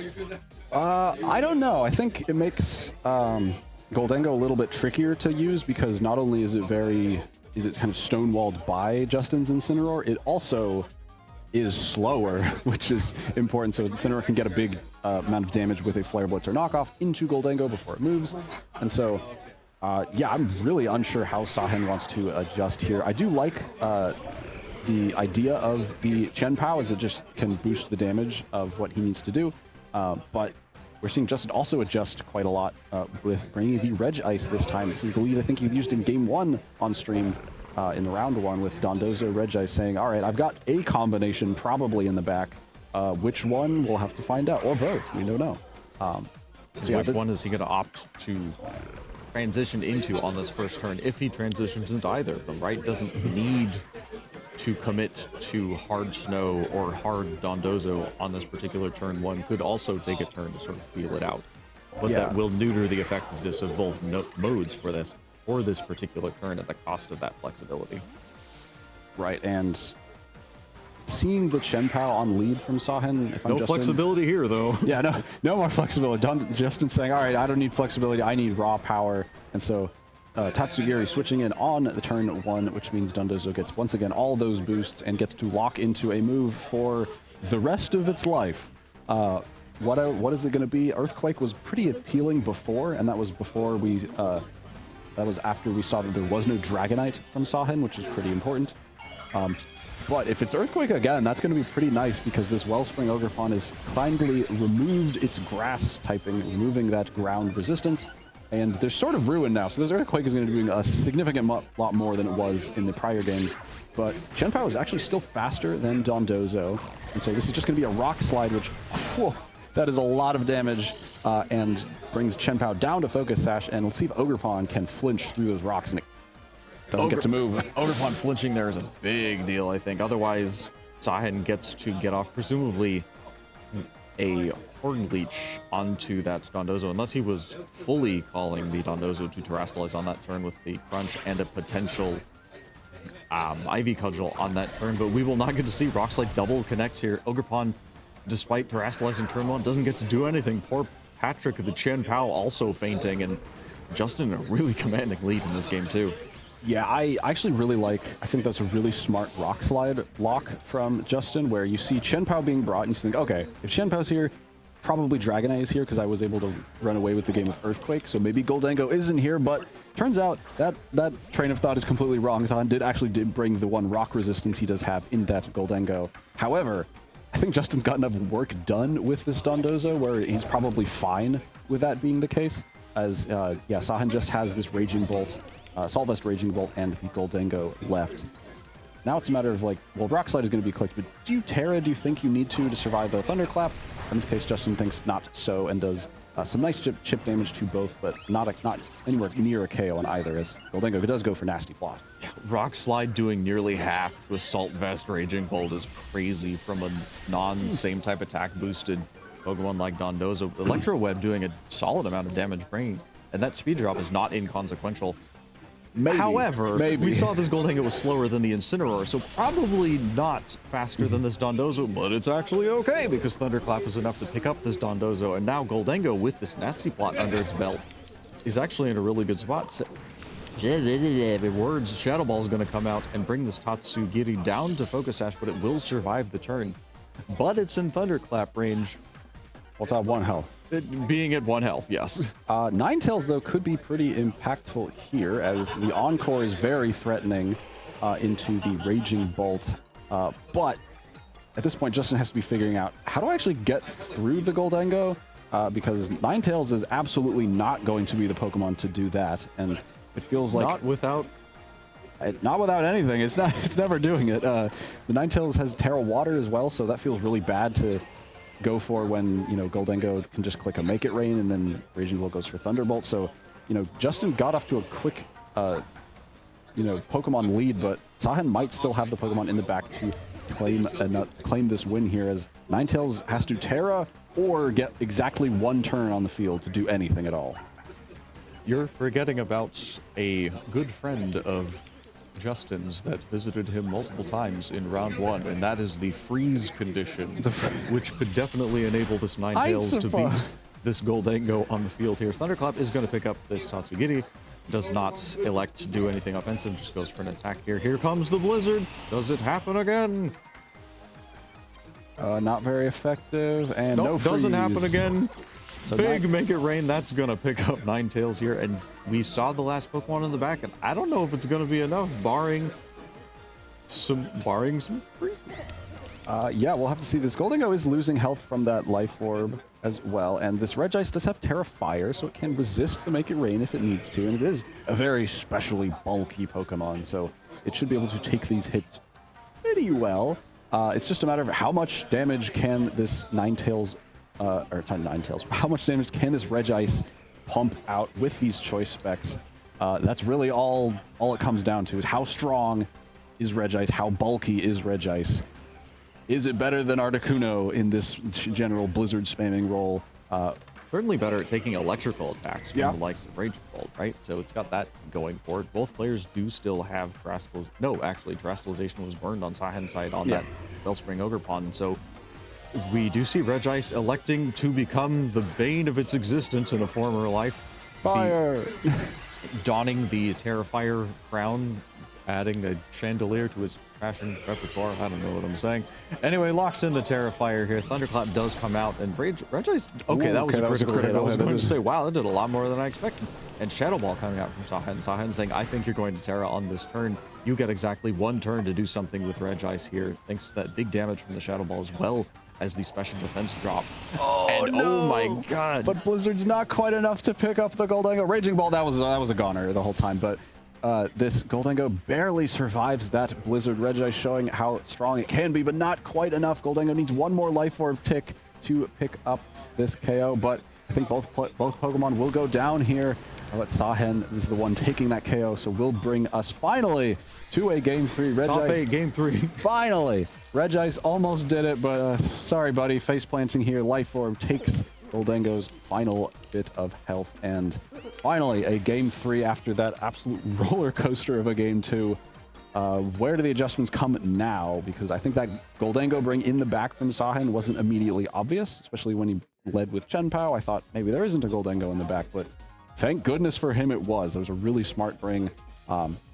Punished that Rock Slide lock pretty effectively, and made it hard for Justin, where, you know, Justin probably wanted to Terastallize Dondozo to take less from the electric type attacks from Raging Bolt, but then that Regice is just kind of, you know, fodder to the Goldengo if it doesn't have Terra Fire. But yeah, still such a tough spot where maybe Snow isn't quite the play here, but, you know, there's two dragons. You want to play Blizzard, like, it's hard. It is difficult. One thing Articuno does have on Regice, at least this Regice, is that access to move Freeze Dry. This Regice does not have that, so something like a Terra Water Wellspring Ogerpon is going to sit relatively comfortably in front of a Choice Specs Regice. We're talking about Regice versus Articuno, so that's one thing. I don't feel like that's super relevant to this particular matchup, and also I'm not sure if I agree. The Snow mode was actually still very good and very nearly won him the game. Yeah, I mean, despite things going a little bit sideways with Goldengo barely hanging on from that Blizzard, it was still very close. Right, very close. I think the Dondozo is certainly like the most potent mode that Justin can go for, so I'd be shocked if he drops that one. It just did so much damage in both games. It's just like you have to commit a lot when you go for Dondozo, and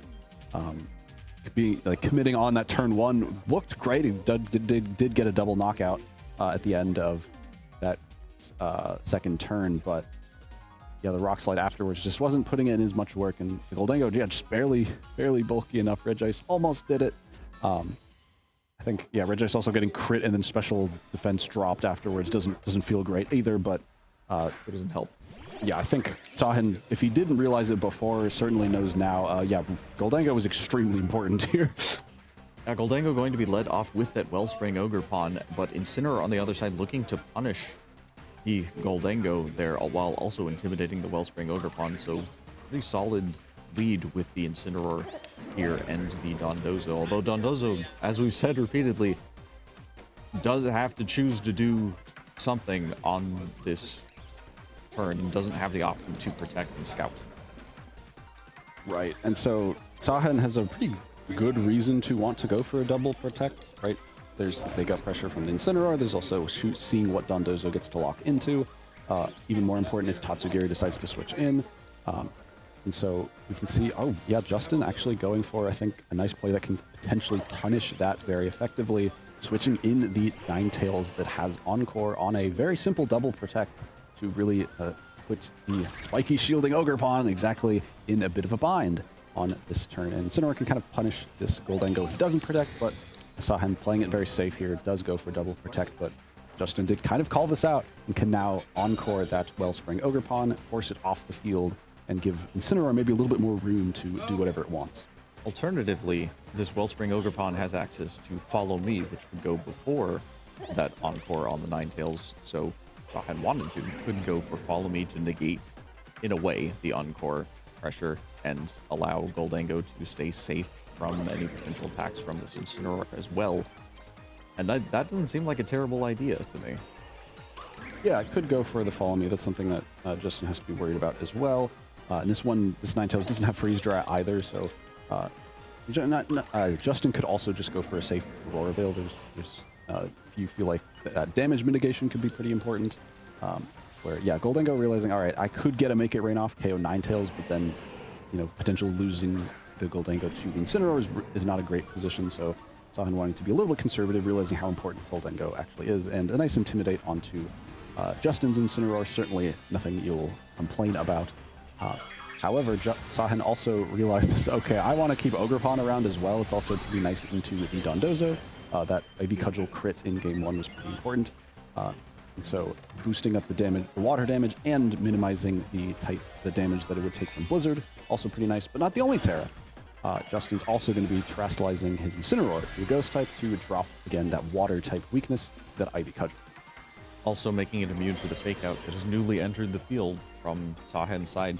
Just a raw Ivy Cudgel coming out here, which means Wellspring Ogre Pawn actually faster than the Ninetales. I don't remember if we saw that exact interaction in a previous game. It's not. So the Encore pressure maybe was fake the whole time, and did both players know that? I don't know, but a Wellspring Will-O-Wisp coming out from the Incineroar after soaking up that Terra boosted Ivy Cudgel, going to put quite a damper on the offensive pressure from this Wellspring Ogre Pawn at -1 and now burned. Yes, and I quite like this play from Justin. Sort of, I think, one way to sort of interpret game 2 was I got a lot of value out of Dondozo, but I didn't set the board quite right for it. I just kind of committed to it immediately, got a lot of immediate value, but then lost in the late game. And so Justin now is adjusting to that on a macro scale by positioning, like softening things up, burning the Ogre Pawn, getting some chip damage, hopefully positioning the right spot, and crucially knowing spending the Terra, and crucially knowing what move he should lock into with the Dondozo, and that's going to be pretty important, as we'll eventually hopefully see him get to that position. But even with the burn, the critical hit will mean that Incineroar, the Terra doesn't really matter. The 2 IV Cudgels will still get there onto it, and so that's the Terra down for Justin. So maybe burning through, Satin's burning through his resources a little bit faster than he was expecting, as the Blizzard does pretty meager damage and does not get a what is it called? Freeze on anything, as the Flare Blitz does a little bit to Ninetales, and Rocky Helmet Chip racks up. Yeah, that is a solid amount of damage from that Flare Blitz there, but Ninetales taking that very well with the defense buff gifted by the snow, and Incineroar also took a lot of damage from that thanks to the Rocky Helmet plus the Flare Blitz recoil. Dondozo kind of forced back out here because it would be awkward. Assuming it is Patu in the back, we will not say either way because the players are nearby us, but assuming it is in the back, it would be a little bit awkward to switch it in on that particular turn. So Assuming that is the case, Dozo sort of forced in here, and that makes it a little bit awkward, I think. Yes. Auroraville is set up, though. Oh, it now, isn't? so no, it's not. Yes, it was. I thought it was. Auroraville went off on the previous turn after the first okay, good. Ivy Okay. Cudgel. That's right. That's right. So You did say it. Dondozo now is going to be very bulky with the Auroraville plus all of these boosts. That's why the flame was. I completely blanked. So sorry, but yeah. So now Dondozo has Commander Boost and Aurora Veil, and the Ogre Pawn is burned, and so yeah, Dondozo is very much different than it was in Game 1. Very much set up for success. So this Earthquake is going to do quite a lot of damage. Not pick up the Ogre Pawn quite yet, but I struggle to see how big a Horn Leech will end up being unless it gets a massive critical hit. Yeah, not so. So that is a super effective 19 points of damage. Good job, Ogre Pawn. Big 19 points coming out. It is burned it at -1. She's doing her best. Yeah, she's trying. Give her a break. She's trying her best. Goldango could have come out here, but we saw Earthquake was the lock-in, and we know Dondozo is faster. We know it's choice band. We know it's doing a lot of damage. I don't know if Goldango's going to be able to survive this. Probably, even if it can't, even if it does, like, I don't know if one Shadow Ball is going to be a huge difference maker, unless, again, we see another critical, timely critical hit. And to me, this, if I'm Justin, this says, all right, Sahin definitely didn't bring Dragonite, because if Dragonite was in the back, you certainly bring it in there as soon as you see Earthquake was the lock. But Sahin not showing Dragonite kind of says, all right, I don't have it. I have to play with the other Pokemon to potentially deal with this. And yeah, that Terra from the Ogre Pawn is going to come back to bite Sahin pretty quickly, as this Ogre Pawn will be KO'd very easily to this Earthquake since it no longer resists it. And we might just be Earthquaking all the way home. Yeah, it's going to be Earthquake City population, Justin and Dondozo until this, either the game ends or Dondozo faints. Population And Big Fish. Population Big Fish, and the Yep, there's Raging Ball. former of that feels less likely every turn. I don't know, unless we get a Thunderclap crit. Thunderclap? A Thunderclap crit could change this game. Yeah, the Terra having been spent on Incineroar means that the Dondozo is very much more vulnerable to electric type attacks, but even with the Aurora Veil, probably will be able to survive it. But yeah, look at how well it takes that Thunderclap. No critical hit, no chance here. It's the Earthquake. How much damage does +2 Banded Earthquake do to these ground weak Pokemon? It's a double knockout, and that means Justin is going into our top 4 here today. Game 1 on stream, I'll admit it. Triple freeze, a bit of a fluke. I think Justin can be very happy with how he played this one. I think he leveraged the strengths of Dondozo very, very well. We saw it brought into 3 different board positions, and Justin played to it very nicely in all 3 of them. Yeah, no freezes, no crazy RNG on this particular turn, other than that one Rock Slide flinch. Rock Slide flinch that occurred on the Wellspring Ogre Pond. That was a little unfortunate. I don't know if that was game defining. Yeah, we got the Ivy Cudgel crit in Game 1 as well. It certainly helped. Yeah, it definitely helps, but, you know, it ended up working out either way. But I think, yeah, Justin had a pretty solid matchup. I think the Dondozo was just really hard for Sahin to deal with, where we saw Earthquake is a really easy lock for him for the most part. The only way to contest that is Dragonite, but do you really want to bring Dragonite into Tatsugiri Snow? Like, maybe not. It's not that amazing. And if Dondozo locks into anything else, that's just even worse, especially because Dragonite also has to lock into a move. And if it locks into Extreme Speed, Dondozo can Terra Ghost, and suddenly Dragonite is also not doing much. So, like, we could have theoretically gone to an endgame where it's Banded Dondozo locked into Earthquake versus against Dragonite locked into Extreme Speed, and then it's just Dragonite loses to Struggling eventually. And a whole lot of nothing, and Dondozo also wins that. And also, this Dondozo has Rock Slide, making Dragonite even harder to bring in. Like, do you really want to bring Dragonite without multi-scale into Choice Band +2 Rock Slide? Probably not. And we saw Justin cover for that in Game 2, thinking, okay, surely Dragonite's in the back, given how much work Earthquake did in Game 1. And he still almost won that game just because Choice Band Rock Slide didn't miss, and it's really strong. Yeah, also if Justin had gotten more flinches with Rock Slide in that Game 2, then that could have been a little bit of a quicker. We could have avoided that Game 3, but I'm happy that we did get that Game 3. I thought it was a very interesting one where I think Justin showed another dynamic of this team of, you know, slow playing a little bit, setting up the Auroraville, getting burns, getting intimidates, softening the board perfectly for Dondozo to show up and just wipe it. Wipe the board with Earthquakes, and I thought that was very well played by Justin. I think it's pretty easy to look at a lot of Dondozo teams and be like, oh, they just like pick random stuff and just win. Just click buttons. You just click buttons, but I think Justin, part of the reason he's done so well over the years, and he'll argue with this, he'll argue with me about this, but I think he has a good awareness of the long-term game plan of what is the game gonna look like during Dondozo's stint on the board, how is it gonna look like after that, and is that a winning position, and forecasting that ahead. And I think he did a really nice display of that in this game 3, and that is the game that has brought him to this top 4. Speaking of top 4, that's going to be starting pretty shortly. It looks like our other matches are done as well, so we'll be skipping to another quick break, and we'll be right back.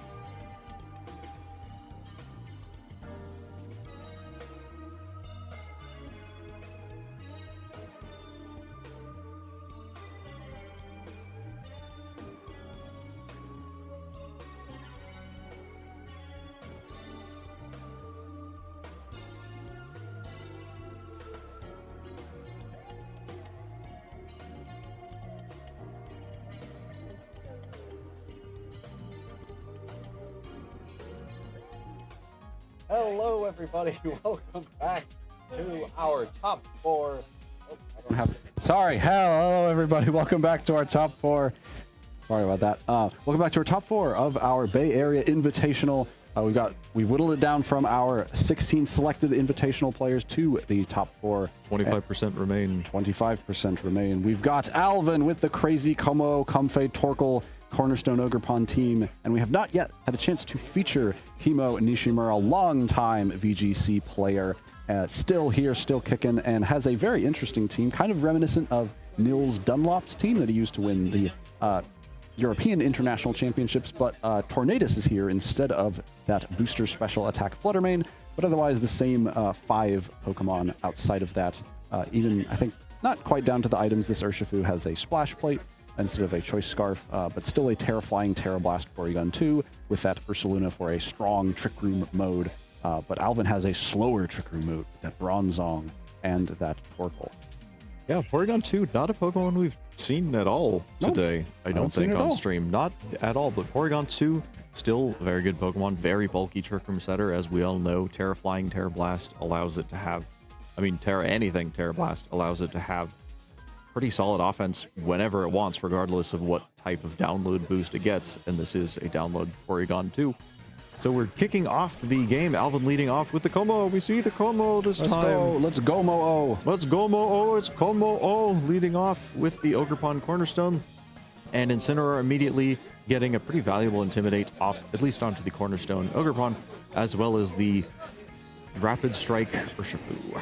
Yes, and this Urshifu does have Surging Strikes, shocker. Splash Plates is going to be boosting that damage even further. Write that down. Yeah, right. And this Urshifu is Terra Steel, so it has a pretty good defensive Terra in the face of this Como-O, which only has Dragon and Steel type attacks to its name. And so I think this is a pretty nice lead from Himo and sort of forces out the Cornerstone Ogrepon immediately, even though it could hit both of Chemo's Pokemon for super effective damage. With the Intimidate, and especially with the fact that this very potent defensive terrestrialization into the Steel typing means that Chemo wouldn't have taken even neutral damage from anything Alvin could throw at that turn, and Fake Out stops Como in its tracks. Yep, so Himo gets the Fake Out minigame right on this particular turn, stopping any action from the side of Alvin other than the switching, but Rocky Helmet is going to pay dividends here. Comfey going to take a lot of damage here, but so is Urshifu with all 3 ticks of those Surging Strikes, and Comfey is still up and kicking.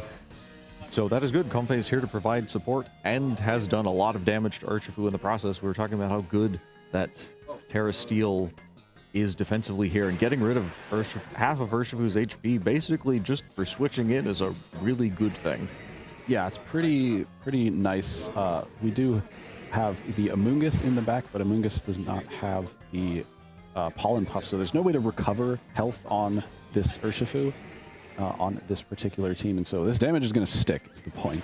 And now Comfey is in a position where it can Floral Healing to heal up Como, but Como hasn't really been the subject of much damage so far. So Comfey might be looking to either switch out or maybe get a Draining Kiss off to heal up a little bit. It can also protect in case it's worrying about Incineroar going for damage into it, but the Urshifu might be the one instead. But Como actually showing it's faster than the other 2 Pokemon on the field in that Urshifu and the Incineroar, and we'll be able to get a very nice Clangorous Soul up and boost its defense. Well, boost all of its stats, just like Dondozo does, just 1 stage instead of 2. However, the Throat Spray also gets to activate and then give it another special attack boost. So Surging Strikes will go through that defense boost, but Como is a fairly bulky dragon type, so it takes that hit well enough. And because Surging Strikes did not go into Comfey, the Floral Healing looks to be on the table in the following turn. Yes, Incineroar choosing to U-turn here, and because no critical, even if there was a critical hit, I don't think that would have been enough to fell the Como, thanks to the aforementioned defensive prowess of this particular Pokemon. So gets to U-turn out, bring in this Amoonguss here. And yeah, Amoonguss is here. This Como is soundproof. It is not Overcoat, so it is not immune to a potential Spore. Right, and so Comfey can go for the Floral Healing to heal up that Como. Seems like the most obvious thing, which I'm sure Kimo is aware of that. And Como can now start throwing out some big clanging scales to chip down these Pokemon pretty substantially. That damage really racks up from Como-O. and he can just output so much damage. And of course, there's also the Psych Up from this Comfey. We forgot to mention that, which not the time or place to do that now, but once Como-O gets a little bit more damage out, could be ready for that. And doesn't quite do enough to KO that Urshifu, but does over half to this Amoonguss, and another Surging Strikes will come out and do sizable chunk to this Como. Maybe another one would get the knockout, and Amoonguss hasn't moved yet. It could go for either a Spore or a Sludge Bomb, maybe pick up that KO onto Comfey. Surging Strike's going to hit 3 times, as it is wont to do. Spore is going to go into that Como, and because of the soundproof rather than the overcoat ability, Como will be going to sleep here. Chemo, I think, reluctant to target the Comfey with that Urshifu, knowing that any single hit into that Comfey will fail the Urshifu as well due to that Rocky Helmet item, so does have to be careful about how he chooses to deal with that. Although that is now a lot easier, that Amoonguss is not pressured immediately by a second Clanging Scales from this Como due to it being asleep. Yeah, Como has to be... It will stay asleep on at least this turn, but Comfey is fine to just keep healing up this Como and get more recovery, as Chemo's struggling to find the most damage into it, with Surging Strikes being the best option he's got, as he will just keep firing away yet more Surging Strikes into Como. But at this point, Como has already taken like over 100% of its health and is still kicking thanks to this healing option.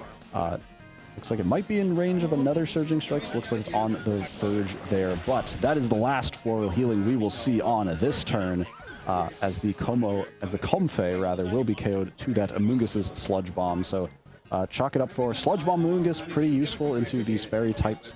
Pollen Puff certainly wouldn't have been able to do that. However, once that is KO'd, that is just opening the floodgates for Chi-Yu, and Chemo now has 2 Pokemon that really don't want to take any strong heat waves on this turn, as Urshifu can go for a Aqua Jet to at least break Chi-Yu's Focus Sash, but it would do that at the risk of getting KO'd itself. And Amoonguss also, of course, very threatened by a powerful heat wave.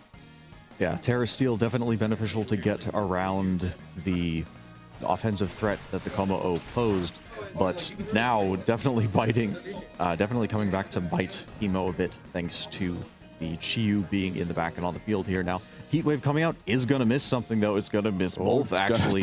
Heat Wave, Chi-Yu giveth and Chi-Yu taketh away, and on this particular turn, Chi-Yu taketh away all of the momentum Alvin hath had, and Como stays asleep, so things are looking pretty not great for him at the moment. Yeah, if Como does wake up here, that would be a pretty big swing of things where, you know, before we were seeing Como clanging scales at +2. Now we're seeing clanging scales +2 with Beads of Ruins. That could do even more damage. Urshifu's Aqua Jet does a huge chunk to that Chi-Yu, not quite enough for the KO, but Como stays asleep for yet another turn, and Chi-Yu has its mandatory turn to sleep, and so Amoonguss might be able to just pick up the KO onto this Chi-Yu, but no, goes for a Spore, trying to cover Como switching, or most likely just waking up on that turn. But this is now a turn where Chi-Yu will just go down to a Surging Strike, or to an Aqua Jet if Alvin lets it happen, which he does. And so that is Chi-Yu gone, but at least Ogerpon in the back keeps that sturdy around. Yeah, Ogerpon is still here. Como does finally wake up here, get the double KO with that Clinging Scales. Doesn't need the Beads of Ruin thanks to how much damage it did prior. So these 2 Pokemon go down. Alvin bringing it down to a 2v2. 2v2. Yes, Comfey was fainted earlier, so bring it down to a 2v2, but Como still very low. Yeah, Como's quite low, and we see the Incineroar is going to be brought out to the back to offer more fake out pressure as Ogerpon hits the field, and it's, you know, Ogerpon's probably not too thrilled about, like, I left and I came back and Incineroar was there to greet me at the door once again with yet another Intimidate. What a gentleman Incineroar is. The more things change, the more they say the same. Ogerpon leaves to ditch the Intimidate, comes back, gets another Intimidate for its troubles, and she thinks, oh, great, fine, well, we'll just deal with this, I guess. Porygon 2 just throw a bit of a wrench into things. There aren't great ways on Alvin's side to hit that Porygon 2. Porygon 2 very bulky, doesn't get the special attack download boost, fortunately, for Alvin, but Trick Room is definitely a threat, alongside the Fake Out support. Yeah, Fake Out and Trick Room seems like the most, you know, obvious play for Chemo to go for, as he does have the 2 slower Pokemon, and then that allow Porygon 2 to get off a super effective Ice Beam into the Como. There also is not Terra spent for Alvin quite yet. Just say the word, and here it is. But, Terrestrialization coming out now onto that Cornerstone Ogerpon, looking to buff up probably the damage of that Ivy Cudgel as much as possible if Ogerpon doesn't get faked out on this turn. I really like this Terra. It also drops the Ice Beam weakness. It gives you a resistance to Flare Blitz. The defense boost is useful into Incineroar, so I think that's absolutely the best Terra option Alvin could have gone for here. And you do get big boosted Terra Rock Ivy Cudgels, and critical hit certainly would spell the end of Incineroar. That's not even with a critical hit, does so much damage. But as mentioned, Chemo does go for the very safe and consistent Fake Out plus Trick Room, and so there is now 4 more turns where Chemo will have the speed advantage with these naturally slower Pokemon. Yes, Como still very low, all those boosts, but not really anywhere to go with them. Could protect on this turn, but is going to struggle to wins in a row. And Ogerpon at least is in a reasonably good spot. Dropped that ice weakness, as you said. Is defensively bulky, can follow me to keep Como safe on this particular turn. Yeah. Alvin Mayer, Ice Beam, how much does Ice Beam do? Solid amount of damage, still 30% or so. Knockoff, also really good damage considering the plus, the defense boost that was gifted thanks to Embody Aspect. But Clanging Scales is enough to pick up that Incineroar and does considerable damage to Porygon 2 as well. Yeah, that's quite a chunk out of Porygon 2 for, such a bulky Pokemon, even with that Eviolite. And so Alvin still has a lot of damage potential. It's just a matter of, can he burst down this Porygon 2? Still 3 more turns of Trick Room and no Follow Me this turn, so that Ice Beam is the end of Como-O. So how does Ogerpon react? I think there's only one thing Ogerpon can do if it didn't go for Follow Me on that turn, and that is Terra Rock boosted Ivy Cudgel. How much does this do? Porygon actually takes that very well. Yeah, that Intimidate paying off hugely there, and Porygon 2 might well be able to win this game, but Ivy Cudgel could get a crit. That's what I'm getting at. Yeah, Ivy Cudgel, every time that Alvin clicks Ivy Cudgel, there's a chance of critical hit. Not happening quite yet. So Chemo's just going to be recovering up with this Porygon 2 to give it the health to set up, potentially set up another Trick Room, or just enough health to safely go for the probably 2 Ice Beams it would need to finish off this game. And Alvin's game plan is very simple. Keep clicking Ivy Cudgel until you get the damage you need, and so far 3 Ivy Cudgels, no critical hit quite yet. However, Trick Room is now over, so you can go for a now fast Ivy Cudgel before another Recover can come out, and we'll have to see, is there a crit and how much exactly is it going to move the needle. No crit moves the needle about the same amount as both players expect. Sans the crit, Trick Room is going to go back up, and the game will continue. Chemo probably reticent to go for that Ice Beam just yet. Yeah, we see the Recover coming out here. Ice Beam might not be enough to pick up Ogerpon based on its current HP threshold, so we'll just see another Ivy Cudgel the next few turns. No crit, so we continue. We continue. Every turn, Alvin's like, is this the turn he goes for Ice Beam? Is this the turn he goes for Recover? There are finite amounts of recovers. There's only 8 recovers. There are 16 potential Ivy Cudgels from this Ogerpon, and so Porygon 2 will run out of health eventually if this same thing keeps happening. And yeah, that's yet another no critical hit from this Ivy Cudgel. So you are Chemo. You're like, this is the highest health Porygon's had, so now is the final time to go for that Ice Beam. And yep, not quite enough, but there's a freeze. Oh, goodness. Is this one going to thaw? Nope, Ogerpon does not thaw, so yeah, that's how the numbers roll sometimes. Alvin clicks Ivy Cudgel 5 times, doesn't get a single crit. Porygon 2 clicks 1 Ice Beam, gets the freeze immediately, and that will seal up the game here, so definitely not the most likely outcome statistically to happen, but that is the game. Numbers aren't real, and we're moving on to game... I don't know. What game do we call it if numbers aren't real? Game 2. We'll just call it Game 2. B. Game B. Okay. Going into Game B, how do we think... That's the 4th freeze on stream today. Let's go. Wonderful. I didn't even realize... Yeah, like Porygon 2 could get that freeze with Ice Beam. Kind of a silly end game. I think Alvin is... more likely just because of the Ivy Cudgel crits after so many times of clicking it. But yeah, just didn't quite get there. And so Como, I think, proved itself to be very useful in that game. Did so much damage. I'd also be curious if, you know, in that end game, if Alvin just like double protects on the turn Como gets KO'd, then that's one less turn of Trick Room he has to worry about. Then he could follow me and get a big single target clanging scales. Then like could potentially keep Pokemon around, do a little bit more damage, but hard to know exactly because it's always scary to double protect in front of Porygon 2 because it can always recover and just heal up all the damage you've done and suddenly just laugh in your face of like, oh, you thought you did damage, huh? Not really. Yeah, not so much. And Teemo, I'm sure, is also thinking, well, Bronzong and Torkoal did not come to that game. Maybe leaning more into Trick Room is a better bet here, but Alvin could be thinking, okay, well, if Teemo's thinking that, I could lean into Bronzong and Torkoal here. Bronzong and Torkoal, pretty good. As you said, nothing underspeeds Torkoal in Trick Room, so it would have offensive rain, as it were, would be able to shrug off some hits from that Urshifu Rapid Strike thanks to the sun weakening those attacks. Yeah, I think we should also probably mention the double Heat Wave miss. I think that was pretty massive, where if that Heat Wave had connected earlier, then suddenly that Amoonguss and Urshifu are removed much quicker, and I think that's a much different game. And so Alvin might be thinking, all right, well, without the double Heat Wave miss, without the Ice Beam Freeze, I think I've probably got this well enough. So Alvin, confident in his game plan, will be running it back, as well as Teemo. The winner and the loser both thinking that their game plan was the right one for the way to navigate through this game. It's a matter of how do they adjust in this first turn, if at all. I think both players had a pretty solid turn one, but I don't know how much they want to completely change things up. From Alvin, I think, you know, switching in that Comfey to punish a Surging Strikes is pretty solid of a play. It's hard to punish all that much.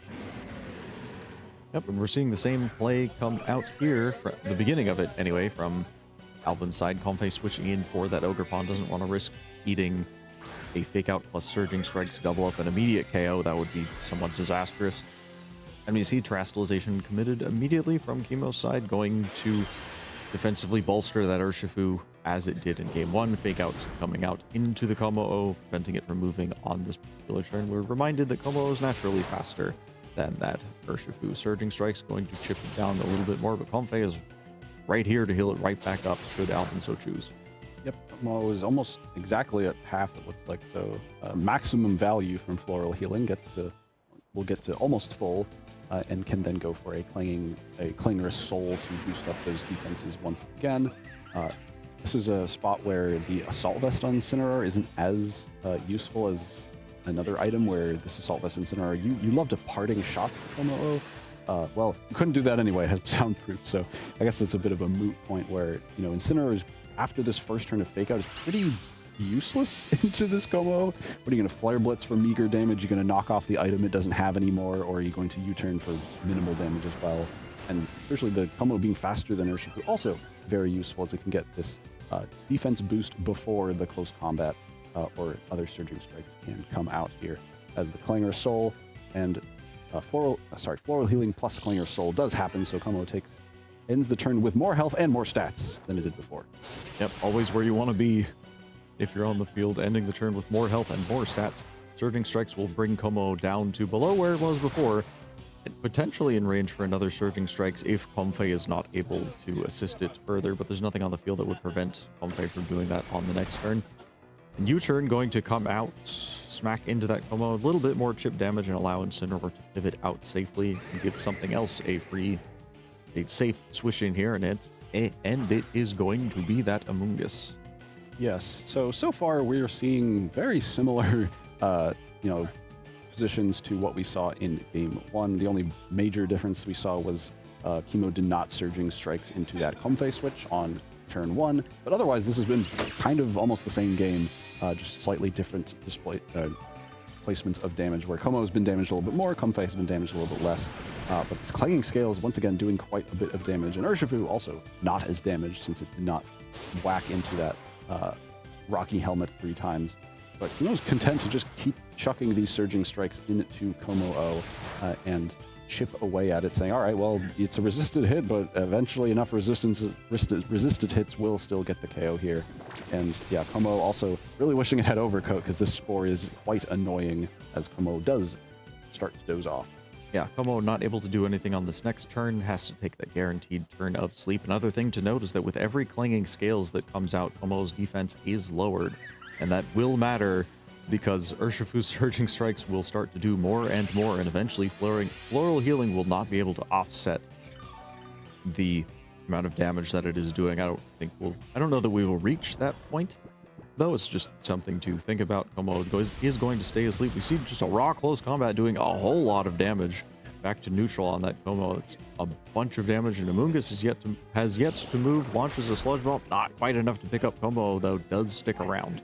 Oop, and yeah, at this point, if there is the first turn wake from this Como, that could be pretty disastrous, as now that the close combat has lowered Urshifu's special defense, a clanging scales would clean the board here. So a one-turn wake is certainly scary. Comfey can also floral healing before Urshifu could potentially pick off this Como with an Aqua Jet. And so this turn is definitely fraught with tension, as it's really up to how tired is this Como. Yeah, Como, has it had a long day? Has it been able to rest between rounds? That's one of the most important questions of this particular turn. We're not going to find out just yet. First, Comfey is going to shower it with a bunch of flowers. Maybe that'll wake it up. Do flowers wake people up? I don't know. I've seen the Wizard of Oz, and Como does, in fact, stay asleep here. Another close combat going to come out, as this one is enough to pick up Como. Floral healing not enough to save it there, so that's a very good turn if you're Chemo. Yes, so the big raid boss of Como has been removed. It only got one clanging scales off. It did do nice damage, and Amoonguss goes for a sludge bomb into Comfey, doing quite a nice chunk. It does get the poison as well, which is, you know, pros and cons. You can't put it to sleep, being chipped away. And again, Comfey does not have great draining kiss targets with the poison type Amoonguss and now steel type Urshifu, which once again we could get into the situation like we had last time, where Chiyu comes out, is in a prime position to go for a big heat wave and KO both Pokemon, and this is where we saw the double miss last time, which put Alvin to a really awkward position. But we could be seeing that here, where surely that won't happen again. Surely right? another, yeah. What are the odds of that happening again?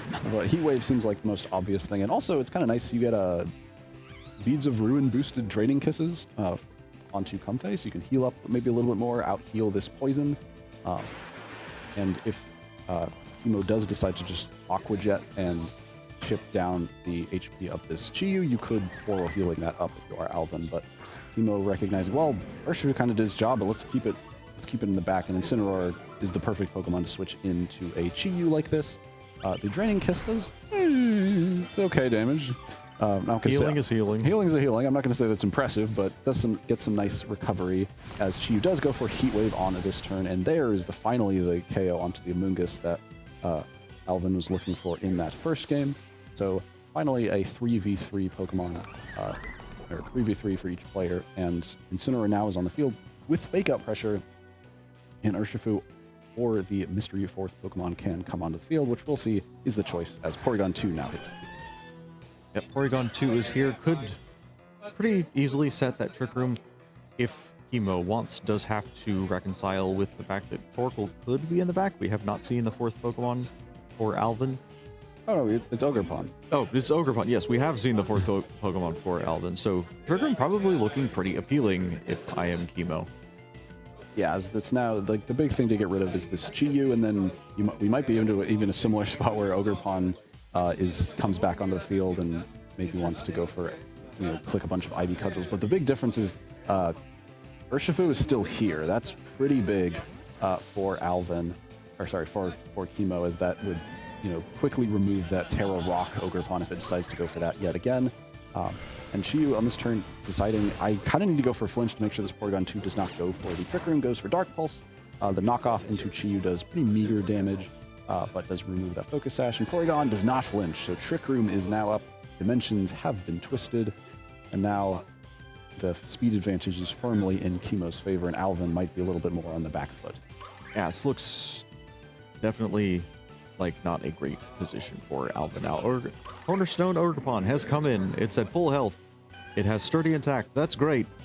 It's in Trick Room. It's going to be the slowest thing here, probably. And Chiyu is also not in a great position, although nothing threatens Chiyu that much offensively on this particular turn, but we know that Urshifu is in the back, and we saw how much Aqua Jet did in the previous game. That's going to cleanly pick up the KO on Chiyu here, so Chiyu opting to switch out, Comfei coming back in, but Comfei is not healthy right now either. Yeah, Comfei will be coming in to potentially heal up this Cornerstone Ogre Pawn as we do see Alvin finally commit the Terastallization. I was thinking this might be the case where he once again is going to be relying on this Terra Rock Ivy Cudgel to do the damage, which against these two Pokemon is a great choice to make, dropping that Ice Beam weakness and dropping that Flare Blitz, getting a Flare Blitz resistance is pretty nice, and the defense boost as well. Porygon 2 not going to be greedy on this turn, decides to heal up in the face of these Pokemon. Incineroar's Flare Blitz is not going to do a whole lot to this Ogre Pawn. Burn would be pretty disastrous, but it looks like that's not what we're going to see on this turn, as now we have a Rock Terra boosted Ivy Cudgel into Incineroar. There's no Intimidate, so there's no chance for Incineroar to stomach that hit. And now that means Urshifu is now brought out onto the field, but it's in Trick Room, and that we saw it was slower than this Cornerstone Ogre Pawn, so Urshifu's probably loving this. And again, this Steel Terra type is so annoying, because normally you'd be, with Comfei, you'd say, oh, awesome, I can just go for a Floral, I can go for a Draining Kiss and do a lot of damage, but not as simple when this is a Terra Steel Urshifu. No, not at all. Urshifu actually set defensively pretty well here. On the other side, we have Grass, Rock, and Fairy, all three of which are resisted by the Steel typing. So Steel's a good type. Steel might be a defensively good type. If somebody wants so. to write that down in chat when I watch this back later, I'll add that to my notes. But Urshifu now looking very difficult to stop in this particular board state. I don't know how Alvin prevents Urshifu from getting a KO on this turn. Even if Chiyu comes back in, it's not going to be able to stomach a Surging Strikes. Yeah, Chiyu's not quite a Surging Strike switch in. Comfei will go for a Floral Healing to heal up this Cornerstone Ogre Pawn. Maybe you can survive a Surging Strikes, but with Ice Beam chipping away as well, I don't imagine that will quite be the case, as, yeah, that's what's a single Surging Strike hit, that critical hit through the defense boost, not going to be helpful at all. And so 2 hits will be enough to block up that KO onto Cornerstone Ogre Pawn, so it wasn't able to pull the comeback that it wanted to in game 1. It was almost there. Wasn't intimidated this time, but still wasn't quite enough. And Comfei's, you know, just 1 turn away from the succumbing to the poison. And Chiyu's hitting the field in not a happy situation for it. No, its Focus Sash is gone. Trick Room is up. Urshifu is here and will underspeed it. Yeah, just the word Urshifu. Yeah, this is not a great board state for Chiyu, but unfortunately unfortunately for Alvin, Chiyu is what Alvin has left. Protect will be in vain, as Urshifu is going to demonstrate the fact that it doesn't care about the rules and will ignore we get the the Protect here. The Floral healing coming out from Alvin just to say, I am fully aware that this is over. You can end this at full health, you mean axe animal. And Chiyu will be felled in a singular Surging Stroke. And that will bring Alvin in, that will bring Chemo into the finals of the Bay Area Invitational trial run. Yeah. Comfei doesn't even get to... Comfei goes down to the poison. No, Comfei. Amoonguss got that KO. Good job, Amoonguss. Good job, Amoonguss. Yeah, I think that game 2, I think Chemo adjusted really nicely to how Alvin played it in game 1. I still would really like to see a game 3. Like, let's imagine Alvin actually hit the Heat Waves in game 1, and then suddenly we look at a game 3. You know, right on the edge there. I think both players learned and adjusted a lot, and I think Chemo realized just how important that Urshifu was. He was like, wait, I can Terra Steel, and suddenly there's like 2 Pokemon that can hit me, and 2 of them, or 3 Pokemon that can hit me, and 2 of them weren't even brought to the game in that Bronzong, Torkoal, and Chiyu. Chiyu was the only one that was being brought. And so if he could get the speed control and keep Urshifu safe, he could just get rid of that Chiyu effectively, and that's exactly what we saw happen. And Alvin's team, kind of can struggle to deal the massive amount of damage it needs to into something as bulky as Porygon 2, especially because there's no fighting type attacks. There's like the big moves are like Chiyu Overheat in the Sun or Body Press from Bronzong, but that takes time. Yeah, Body Press. That takes time to set up, and you don't always have that time when you have Terra Steel Urshifu chucking damage at you all the time. All the time. Yeah, I really like this team from Q. I think it's a really nice, like, measured approach where you've got that immediate offense with things like Tornadus Urshifu, but you also got a really sturdy backbone between Incineroar, Amoonguss, and Porygon 2. You've got you've got Tail Room, and you've also got this Ursaluna, which is another, massive damage dealing bear to support in a bunch of the different ways that the first four Pokemon you see on the team can support.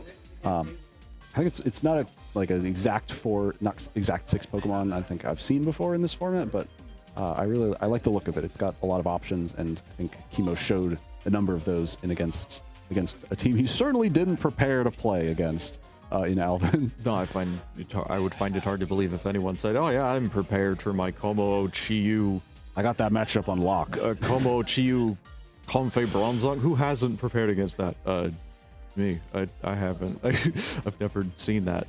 It's cool though. Another thing to note. Yeah, very cool. Made it to the top 4 here today. So better to top 4. Definitely not something to count out. And definitely not something you would have prepared for prior. That said, I think we're just about ready to go into the finals. So we've got one final match here to see who's crowned our champion here. Maybe 3 games.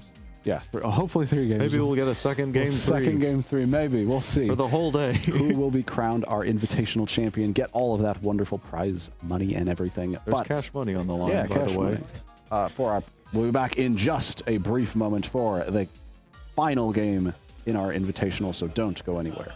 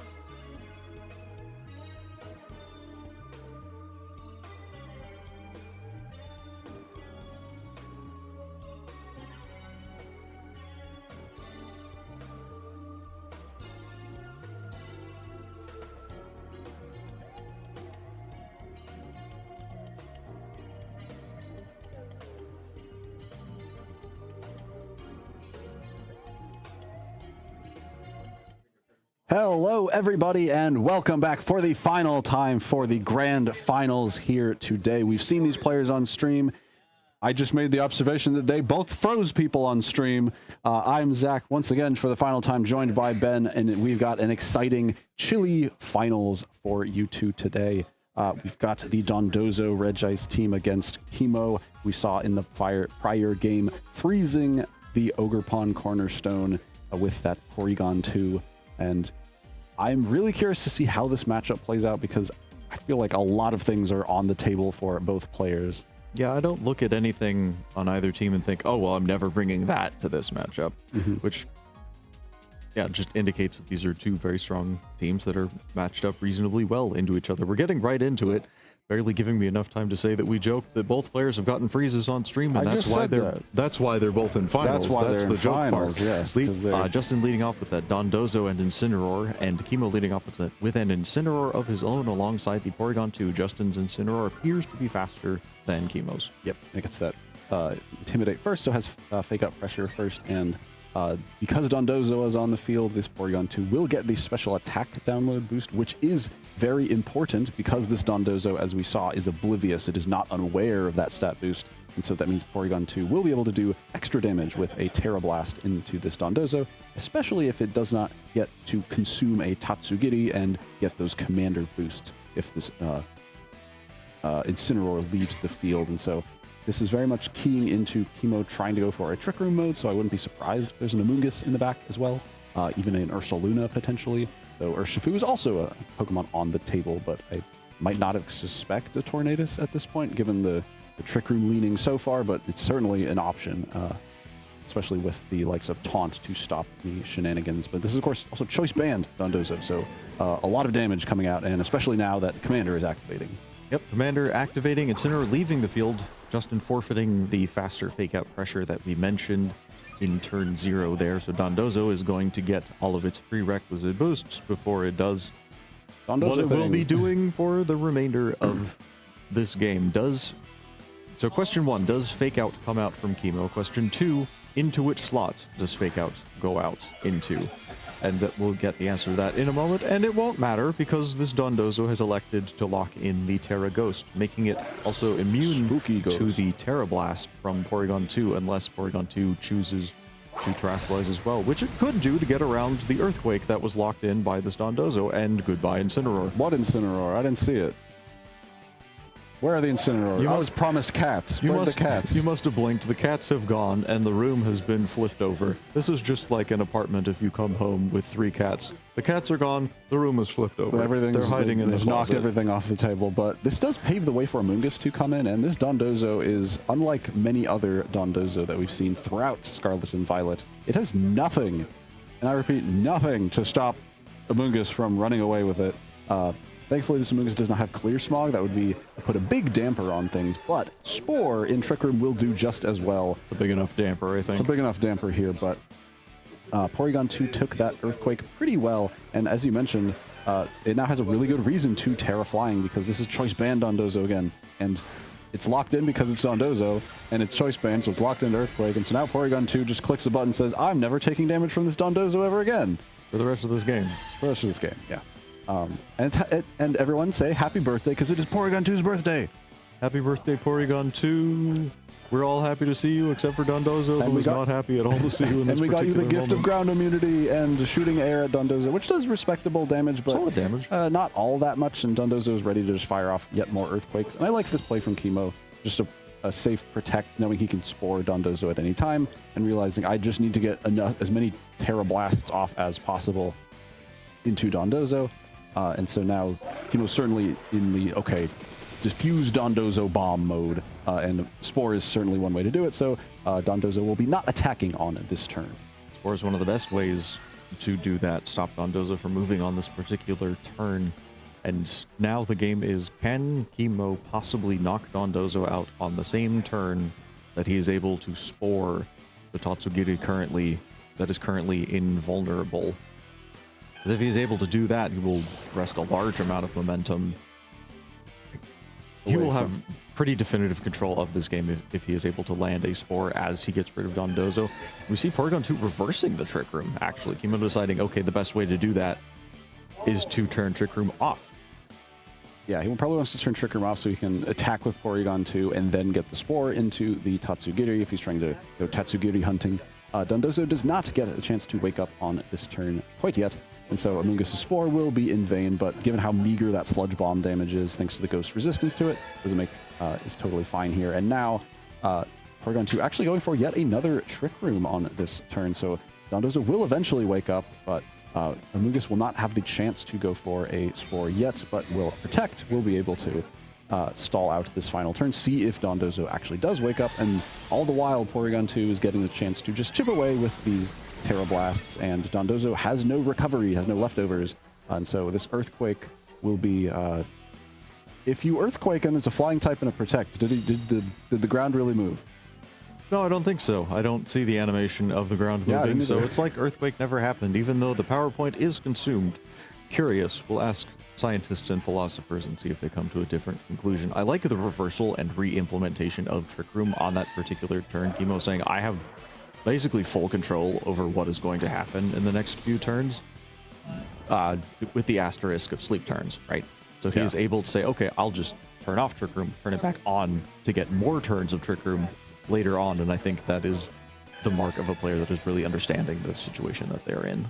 Yes, and I think it helps that, you know, there is no decision-making for Justin to do at this point. And we've made this joke before, but the only other It's not a joke, it's real. The only other buttons he can click are the Earthquake button and the Forfeit button. There's nothing else. Until Dondozo goes down, he has no choices to be making, just imagining how to, you know, how to play out after Dondozo gets KO'd. And so Chemo also has perfect information. For the most part, he knows what is going to be happening every turn and knows that Porygon 2 is functionally invincible until this Dondozo goes down.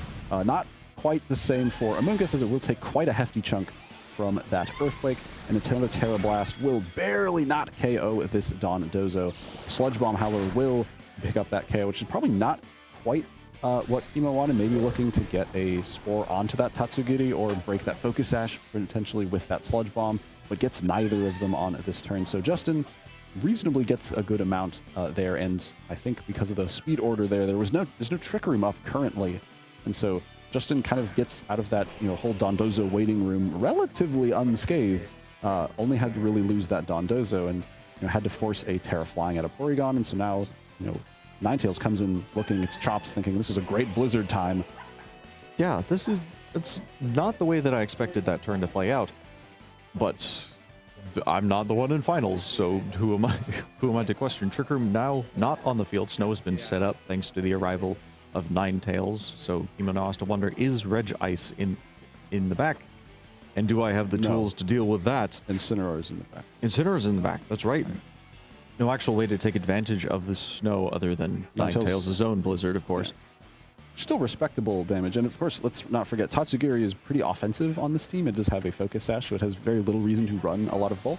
It also has Taunt, so it can potentially taunt the Porygon 2 to stop a Trick Room from getting set up. Can't taunt the Amoonguss thanks to that Mental Herb, and Urshifu can come onto the field pretty freely. Porygon 2 will be taunted. It's pretty safe for that to be the option, but I'm not imagining that Chemo will have fallen for that. And that's pretty nice chip damage onto Porygon 2 with that super effective now Blizzard. And Urshifu takes that pretty comfortably, but Porygon 2 now gets the chance to go for a nice Terra Blast. How much does this actually do to Tatsugiri? Quite a bit. Bring it to just about 30-odd%. And Urshifu is now on the field and ready to threaten with some pretty big Surging Strikes into Ninetales and a close combat to KO this Tatsugiri. Yeah, Terra Blast, pretty easy to hit KO on the piece of sushi on Justin's side. So might not be able to do that much more in this particular game, barring any potential freezes from the Ninetales. There's also Muddy Water accuracy. There's also Muddy Water accuracy drops that could definitely go some shenanigans from both sides. Either way, Justin. At this point, Urshifu does have to be a little bit wary of the Moon Blast that this Alolan Ninetales is packing. But Alolan Ninetales, not the most offensive of Pokemon. Urshifu might be able to shrug that off. It will certainly help if Draco Meteor misses. Yep, Draco Meteor not connecting onto that Urshifu, and so Tatsugiri doesn't get to do a whole lot in this game. Gets a, irrelevant taunt kind of into this Porygon 2, who didn't fall for it and just gets quickly KO'd after missing that Draco Meteor. So kind of up Ninetales to move next, which also in and of itself is an interesting thing, that Tatsugiri is faster than the Ninetales. naturally not the speed interaction you would expect. And Porygon next move with another Terra Blast, doing just about over half to that Alolan Ninetales. So another one, once again, will be able to pick up the KO. And Incineroar is back onto the field after many turns have passed and not enjoying Urshifu still being here. And Incineroar left the field. It comes back. Dondozo is gone. Tatsugiri is gone. Ninetales is under half. Incineroar looks around and thinks, what the hell happened? What did I walk in on? At least it has fake out pressure, can fake out Urshifu, give Ninetales some time to do some more damage, or can fake out the Porygon 2, who again give Ninetales some time to do some more damage. But yeah, this is looking fairly dire for Justin, I would think, especially given Urshifu is faster than the Ninetales on the other side. Right, and the snow turns are dwindling away. I think there's like 1 or 2 left, and so Kimo knows it's only a matter of time before Ninetales' shaky or meager accuracy becomes even less so. Justin does nicely predict the protect from the Urshifu and goes for a fake out to stop a potential attack from that Porygon. But Amoonguss comes in and doesn't appreciate taking that Blizzard all that much either. However, still this is one more snow turn that's stalled out, and you know, Amoonguss does have Regenerator, can keep doing this all day and healing up. Porygon 2 cannot. Porygon 2 cannot, though, and it's still a matter of like, all right, where's the damage into Urshifu come from? Yeah, other than the Blizzard on Blizzard, other than the Moonblast on the Ninetales, I don't know how we're getting enough damage to knock out the Urshifu. And again, Ninetales being slower than Urshifu is a big problem for Justin here. Pretty free into that Ninetales. Moonblast will not be able to come out before that Surging Strikes does. And although Ninetales is holding that Rocky Helmet item, that's not going to be enough to KO the Urshifu. Actually, I'm underestimating the amount of bulk Ninetales has. That snow buff really helping it stick around, although it's going to be real close if it's able to hang on after this third one.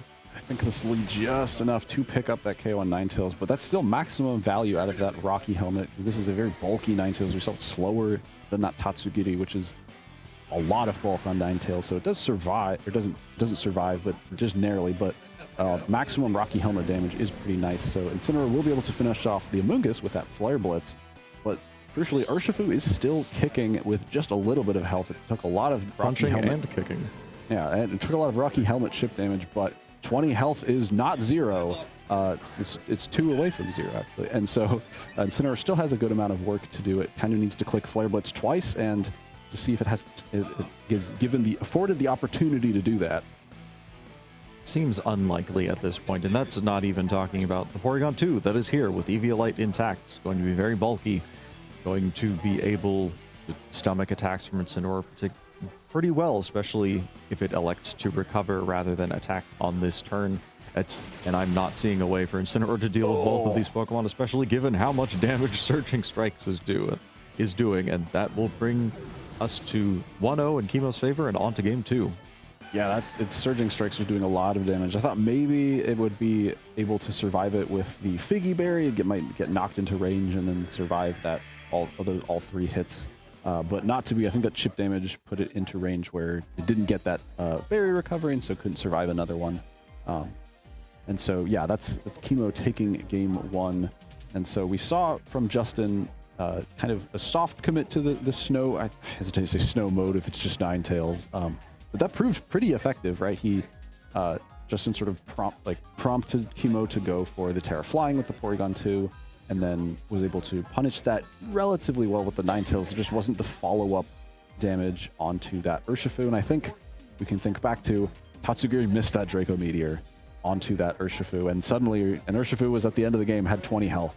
And so I think that was the big difference maker, where I think if that Draco Meteor connects, then suddenly Urshifu, if the same things play out, Urshifu needs to Surging Strikes the Ninetales. If it does that, it gets KO'd. Ninetales survives, can go for Blizzard, KO the Porygon 2, and then I think we might be looking at a different numbers next to these 2 players here on the screen. So certainly close, I think, for both players. Not a clean or obvious way of approaching this matchup. There's a lot of counterplay that either player has, where the snow mode is very threatening, but the 2 Incineroar and the Urshifu are very good into that snow mode, which then are not very great into the Dondozo. And so it's definitely an awkward position of, you know, where do you want these Pokemon to be at the right time? And how do you stop Dondozo from just chipping things down too much, or Blizzard chipping things down too much? Yeah, Dondozo definitely a threat. Not a whole lot of really big offensive checks to Dondozo in this particular game. Nothing like Raging Bolt that you would see and think, oh, Dondozo wants to terrestrialize away from its natural water typing. Because of that, there aren't any big, super effective hits into Dondozo on this particular team. And I'm sure that is something Justin is very well aware of. I'm probably happy about. It's like, cool, I don't have to worry about the water typing being that bad. But we're seeing a very unorthodox lead from Justin. The Tatsugiri Ninetales. These are like the Pokemon you want to switch in on turn 1 to sort of activate a combination of attacks. As the lead of Porygon 2 and Incineroar from Chemo is the same one you led with game 1, and it just gives you a lot of control where it's all right, I can just go for Fake Out, Trick Room, and suddenly have the speed advantage. And so I think Justin may be looking to punish that a little bit, where now there's like Encores and Taunts that Chemo has to worry about, as well as Muddy Water can do some pretty nice chip damage into Porygon 2, as well as pretty sizable chunk damage into that Incineroar. Another thing this lead does is give Porygon the attack boost rather than the special attack boost, thanks to Tatsugiri being led instead of Dondozo. Dondozo with that really low, comparatively, special defense, meaning that Porygon 2 would get that special attack boost. Not the case. Fake Out going straight into the Tatsugiri, but followed up by the Encore from Justin, locking Incineroar into Fake Out. That's a really good thing to see if you are Justin. So you lost the Fake Out. You lost the Focus Sash on Tatsugiri. You have to now operate in Trick Room, but Incineroar has been effectively neutered. It's not going to be able to do anything until it elects to switch out. Yeah, and so now it's about, all right, how can Justin best capitalize on what he sort of forced out of Chemo in this turn, where Porygon is here, but it's not immediately impacting the board state. It's kind of done its thing. It's set up Trick Room. That's great. But it's a matter of how can Justin capitalize on this passive turn from Chemo? Where's the damage going to be going, and where's it coming from? You got to imagine Ninetales is looking to go for a Blizzard, as you know, Trick Room has been set up, so like Amoonguss is the most obvious thing to switch into Trick Room to start sporing stuff. And then where does the damage come from Tatsugiri? Do you like literally just double into the Incineroar as it switches out? That could be an option. We'll have to see, but Amoonguss will be the choice, as Porygon 2 will be going for just a little bit of chip damage with that Terra Blast without special attack download boost, not nearly as much. And Blizzard doing nice damage to Amoonguss, but this Amoonguss is quite bulky, hangs on well enough as the Muddy Water comes out, and we don't get an accuracy drop on either one, though it does double connect at least, so that's nice for Justin. Tatsugiri connected when it didn't really matter. Always helps. Every little bit helps against Pokemon as bulky as Porygon 2 and Amoonguss. Anything you can do to pressure them to recover or switch to activate Regenerator, respectively, is very helpful and can help dwindle those Trick Room turns if your opponent is forced to play defensively rather than offensively. But Justin may be kicking himself thinking, I could have Draco Meteored into the Amoonguss and that would have maybe gotten the KO. I don't know. Maybe Draco Meteor is a very strong move, and I don't know, it would have been close. It would have done more damage. Yeah, sure, certainly. Muddy Water. Certainly would have, but then, you know, Tatsugiri is suddenly not doing as much. I mean, Terra Stellar Draco Meteor, that could have gotten there if he had, you know, called that on the Incineroar. They may be getting there now. It might be. We'll have to see what Amoonguss decides to do. It will be a Spore, in this case, into Ninetales, so that means Tatsugiri will get to attack on this turn. And so, you know, Justin has been using Dondozo quite a lot, knows how to potentially get value out of Tatsugiri, and so it knows it will be able to survive this attack here. Ninetales burns that first turn of sleep thanks to just being spored, and Tatsugiri will be actually connecting this Draco Meteor this time, and so the big bane of Justin's team, I think that Amoonguss will be removed, and so if Dondozo is in the back, which you've got to imagine it is for Justin, breathing a sigh of relief, as it doesn't have to worry about being put to sleep anymore. However, with the Terra spent, it cannot Terra into a Ghost type to drop that, to not be susceptible to Fake Out anymore. Definitely true, and Tatsugiri now at -2, not going to be as offensively threatening. Muddy Water also not that compelling of a move to click here at -2, even with the Terra boost, not going to do that much to Porygon 2, and Urshifu will be able to shrug that off. So Tatsugiri may want to switch out on this turn unless Justin wants to go into the Dondozo mode immediately here, which is not wholly unreasonable given that Porygon 2 did not get a special attack boost, is slightly pressured to recover now. That could be some, but no, Tatsugiri just switching out immediately.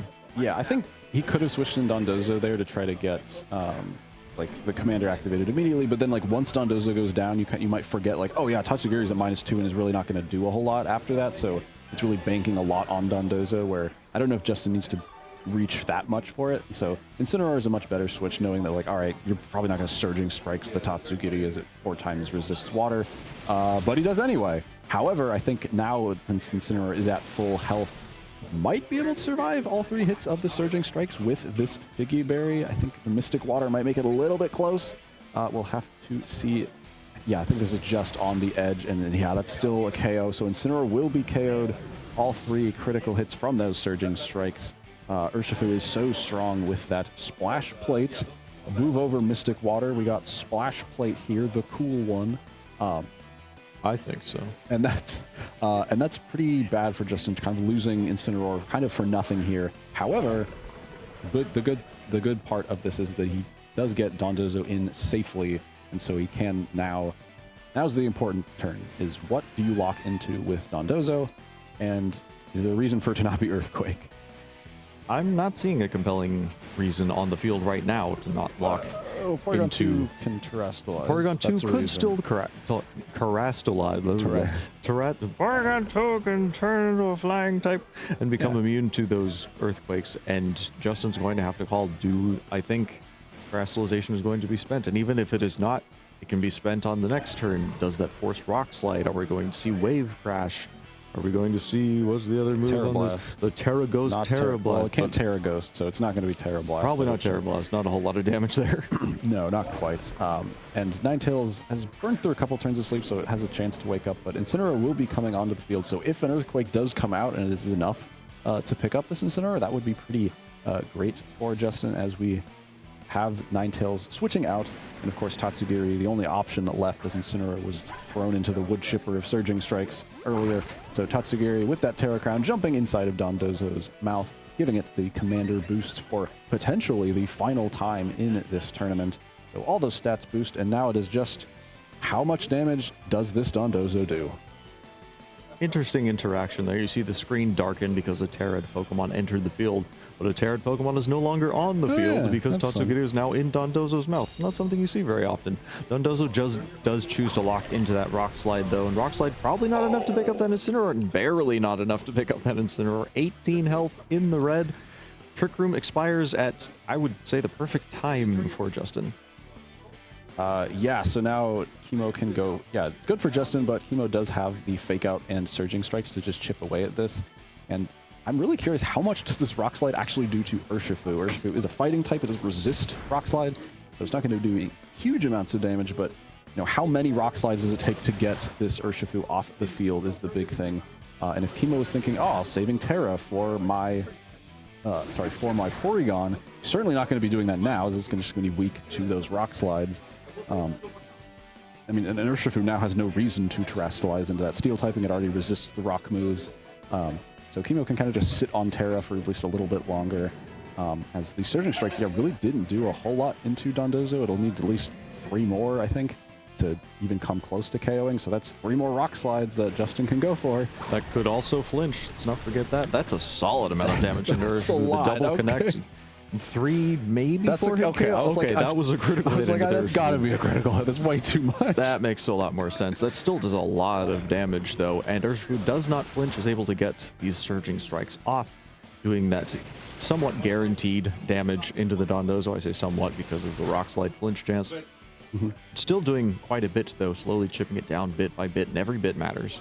Yeah, like the Dondozo health bar is very important, and Porygon 2 is now going to be forced back onto the field, but because it recovered earlier, it will be able to heal up. And I like the Porygon switch out from earlier, because now it gets to come back in and get the download special attack boost to help give it a little more offense in the end game here. Rock Slide not doing massive damage to either of these, and no flinch on Urshifu. If it flinches the Porygon 2, though, that could be pretty big, as it allows Dondozo to get maybe 1 more Rock Slide off, but Trick Room goes up. This Dondozo will be toast. Is the fish cooked? Is the fish cooked? Right, Does a the little duck bit. do it? Trick The duck room. does it. Trick Room does, in fact, go up here, putting Dondozo in a real bind. Porygon 2 now outspeeds it. Urshifu now outspeeds it.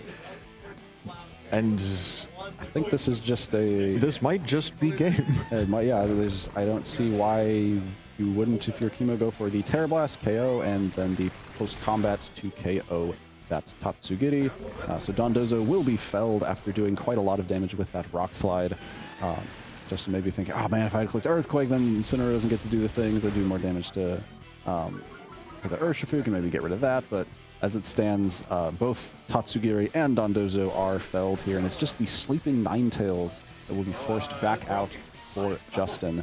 I think it has a chance to wake up, but it is actually slower than the Urshifu, so maybe there's still a chance of this maybe working.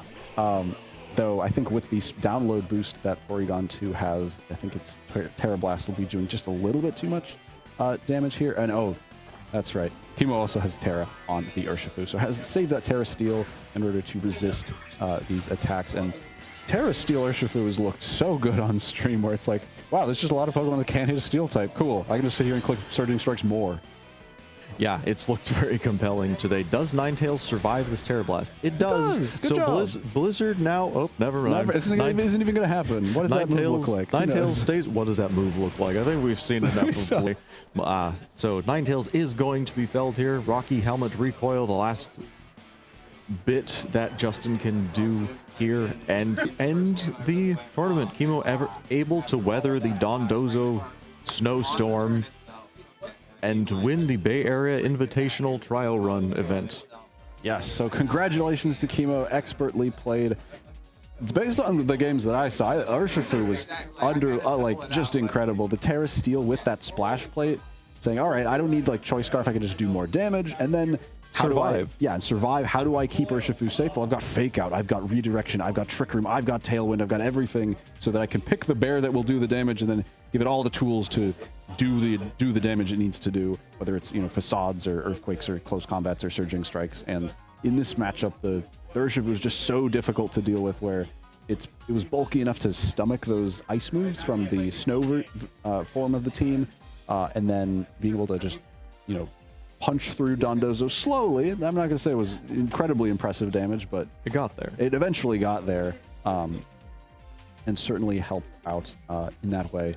And yeah, Urshifu was just very, very compelling, and Dondozo did quite a lot. I was very impressed. The Choice Band Dondozo is a silly version that I really like. It's fun to see. Went all the way to the finals, but couldn't quite clinch it, but excellently played to Justin. We started the stream with him. We're going to end the stream with him. Didn't get any freezes this time. Or Regice. No Regice. Would have loved to see Regice, but Not the set for Regice. not quite the set for Regice.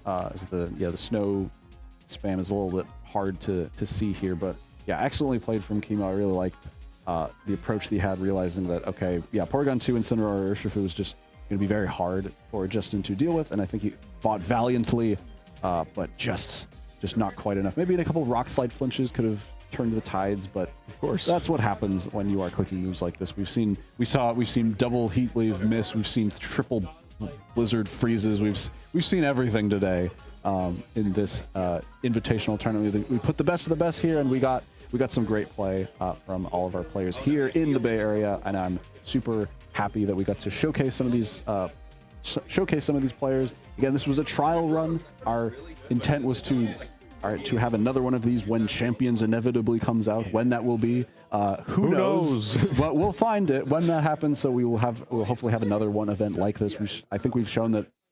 I think this was pretty great. It was a lot of fun. I want to thank our tournament organizer for this event, Aaron, who's the brainchild of this whole ordeal. I want to thank Gerardo, our stream staff, for helping this event be televised to you all for watching.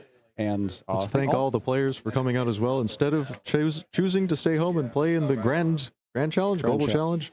Grand Challenge. Grand Challenge that's currently happening right now. And they elected to come here and play instead. So thanks for that. I don't know if that's like that much of a...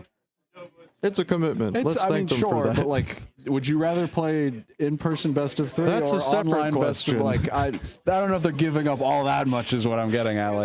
It's not like the GC is fun, but This is the fourth one. Like, No, yeah, I'd rather be here as well. I don't need to go to another team preview and be like, well, which Urshifu form is it? Like, I've had it. But yes, great big shout out to all 16 of our invited players here for giving us a wonderful show.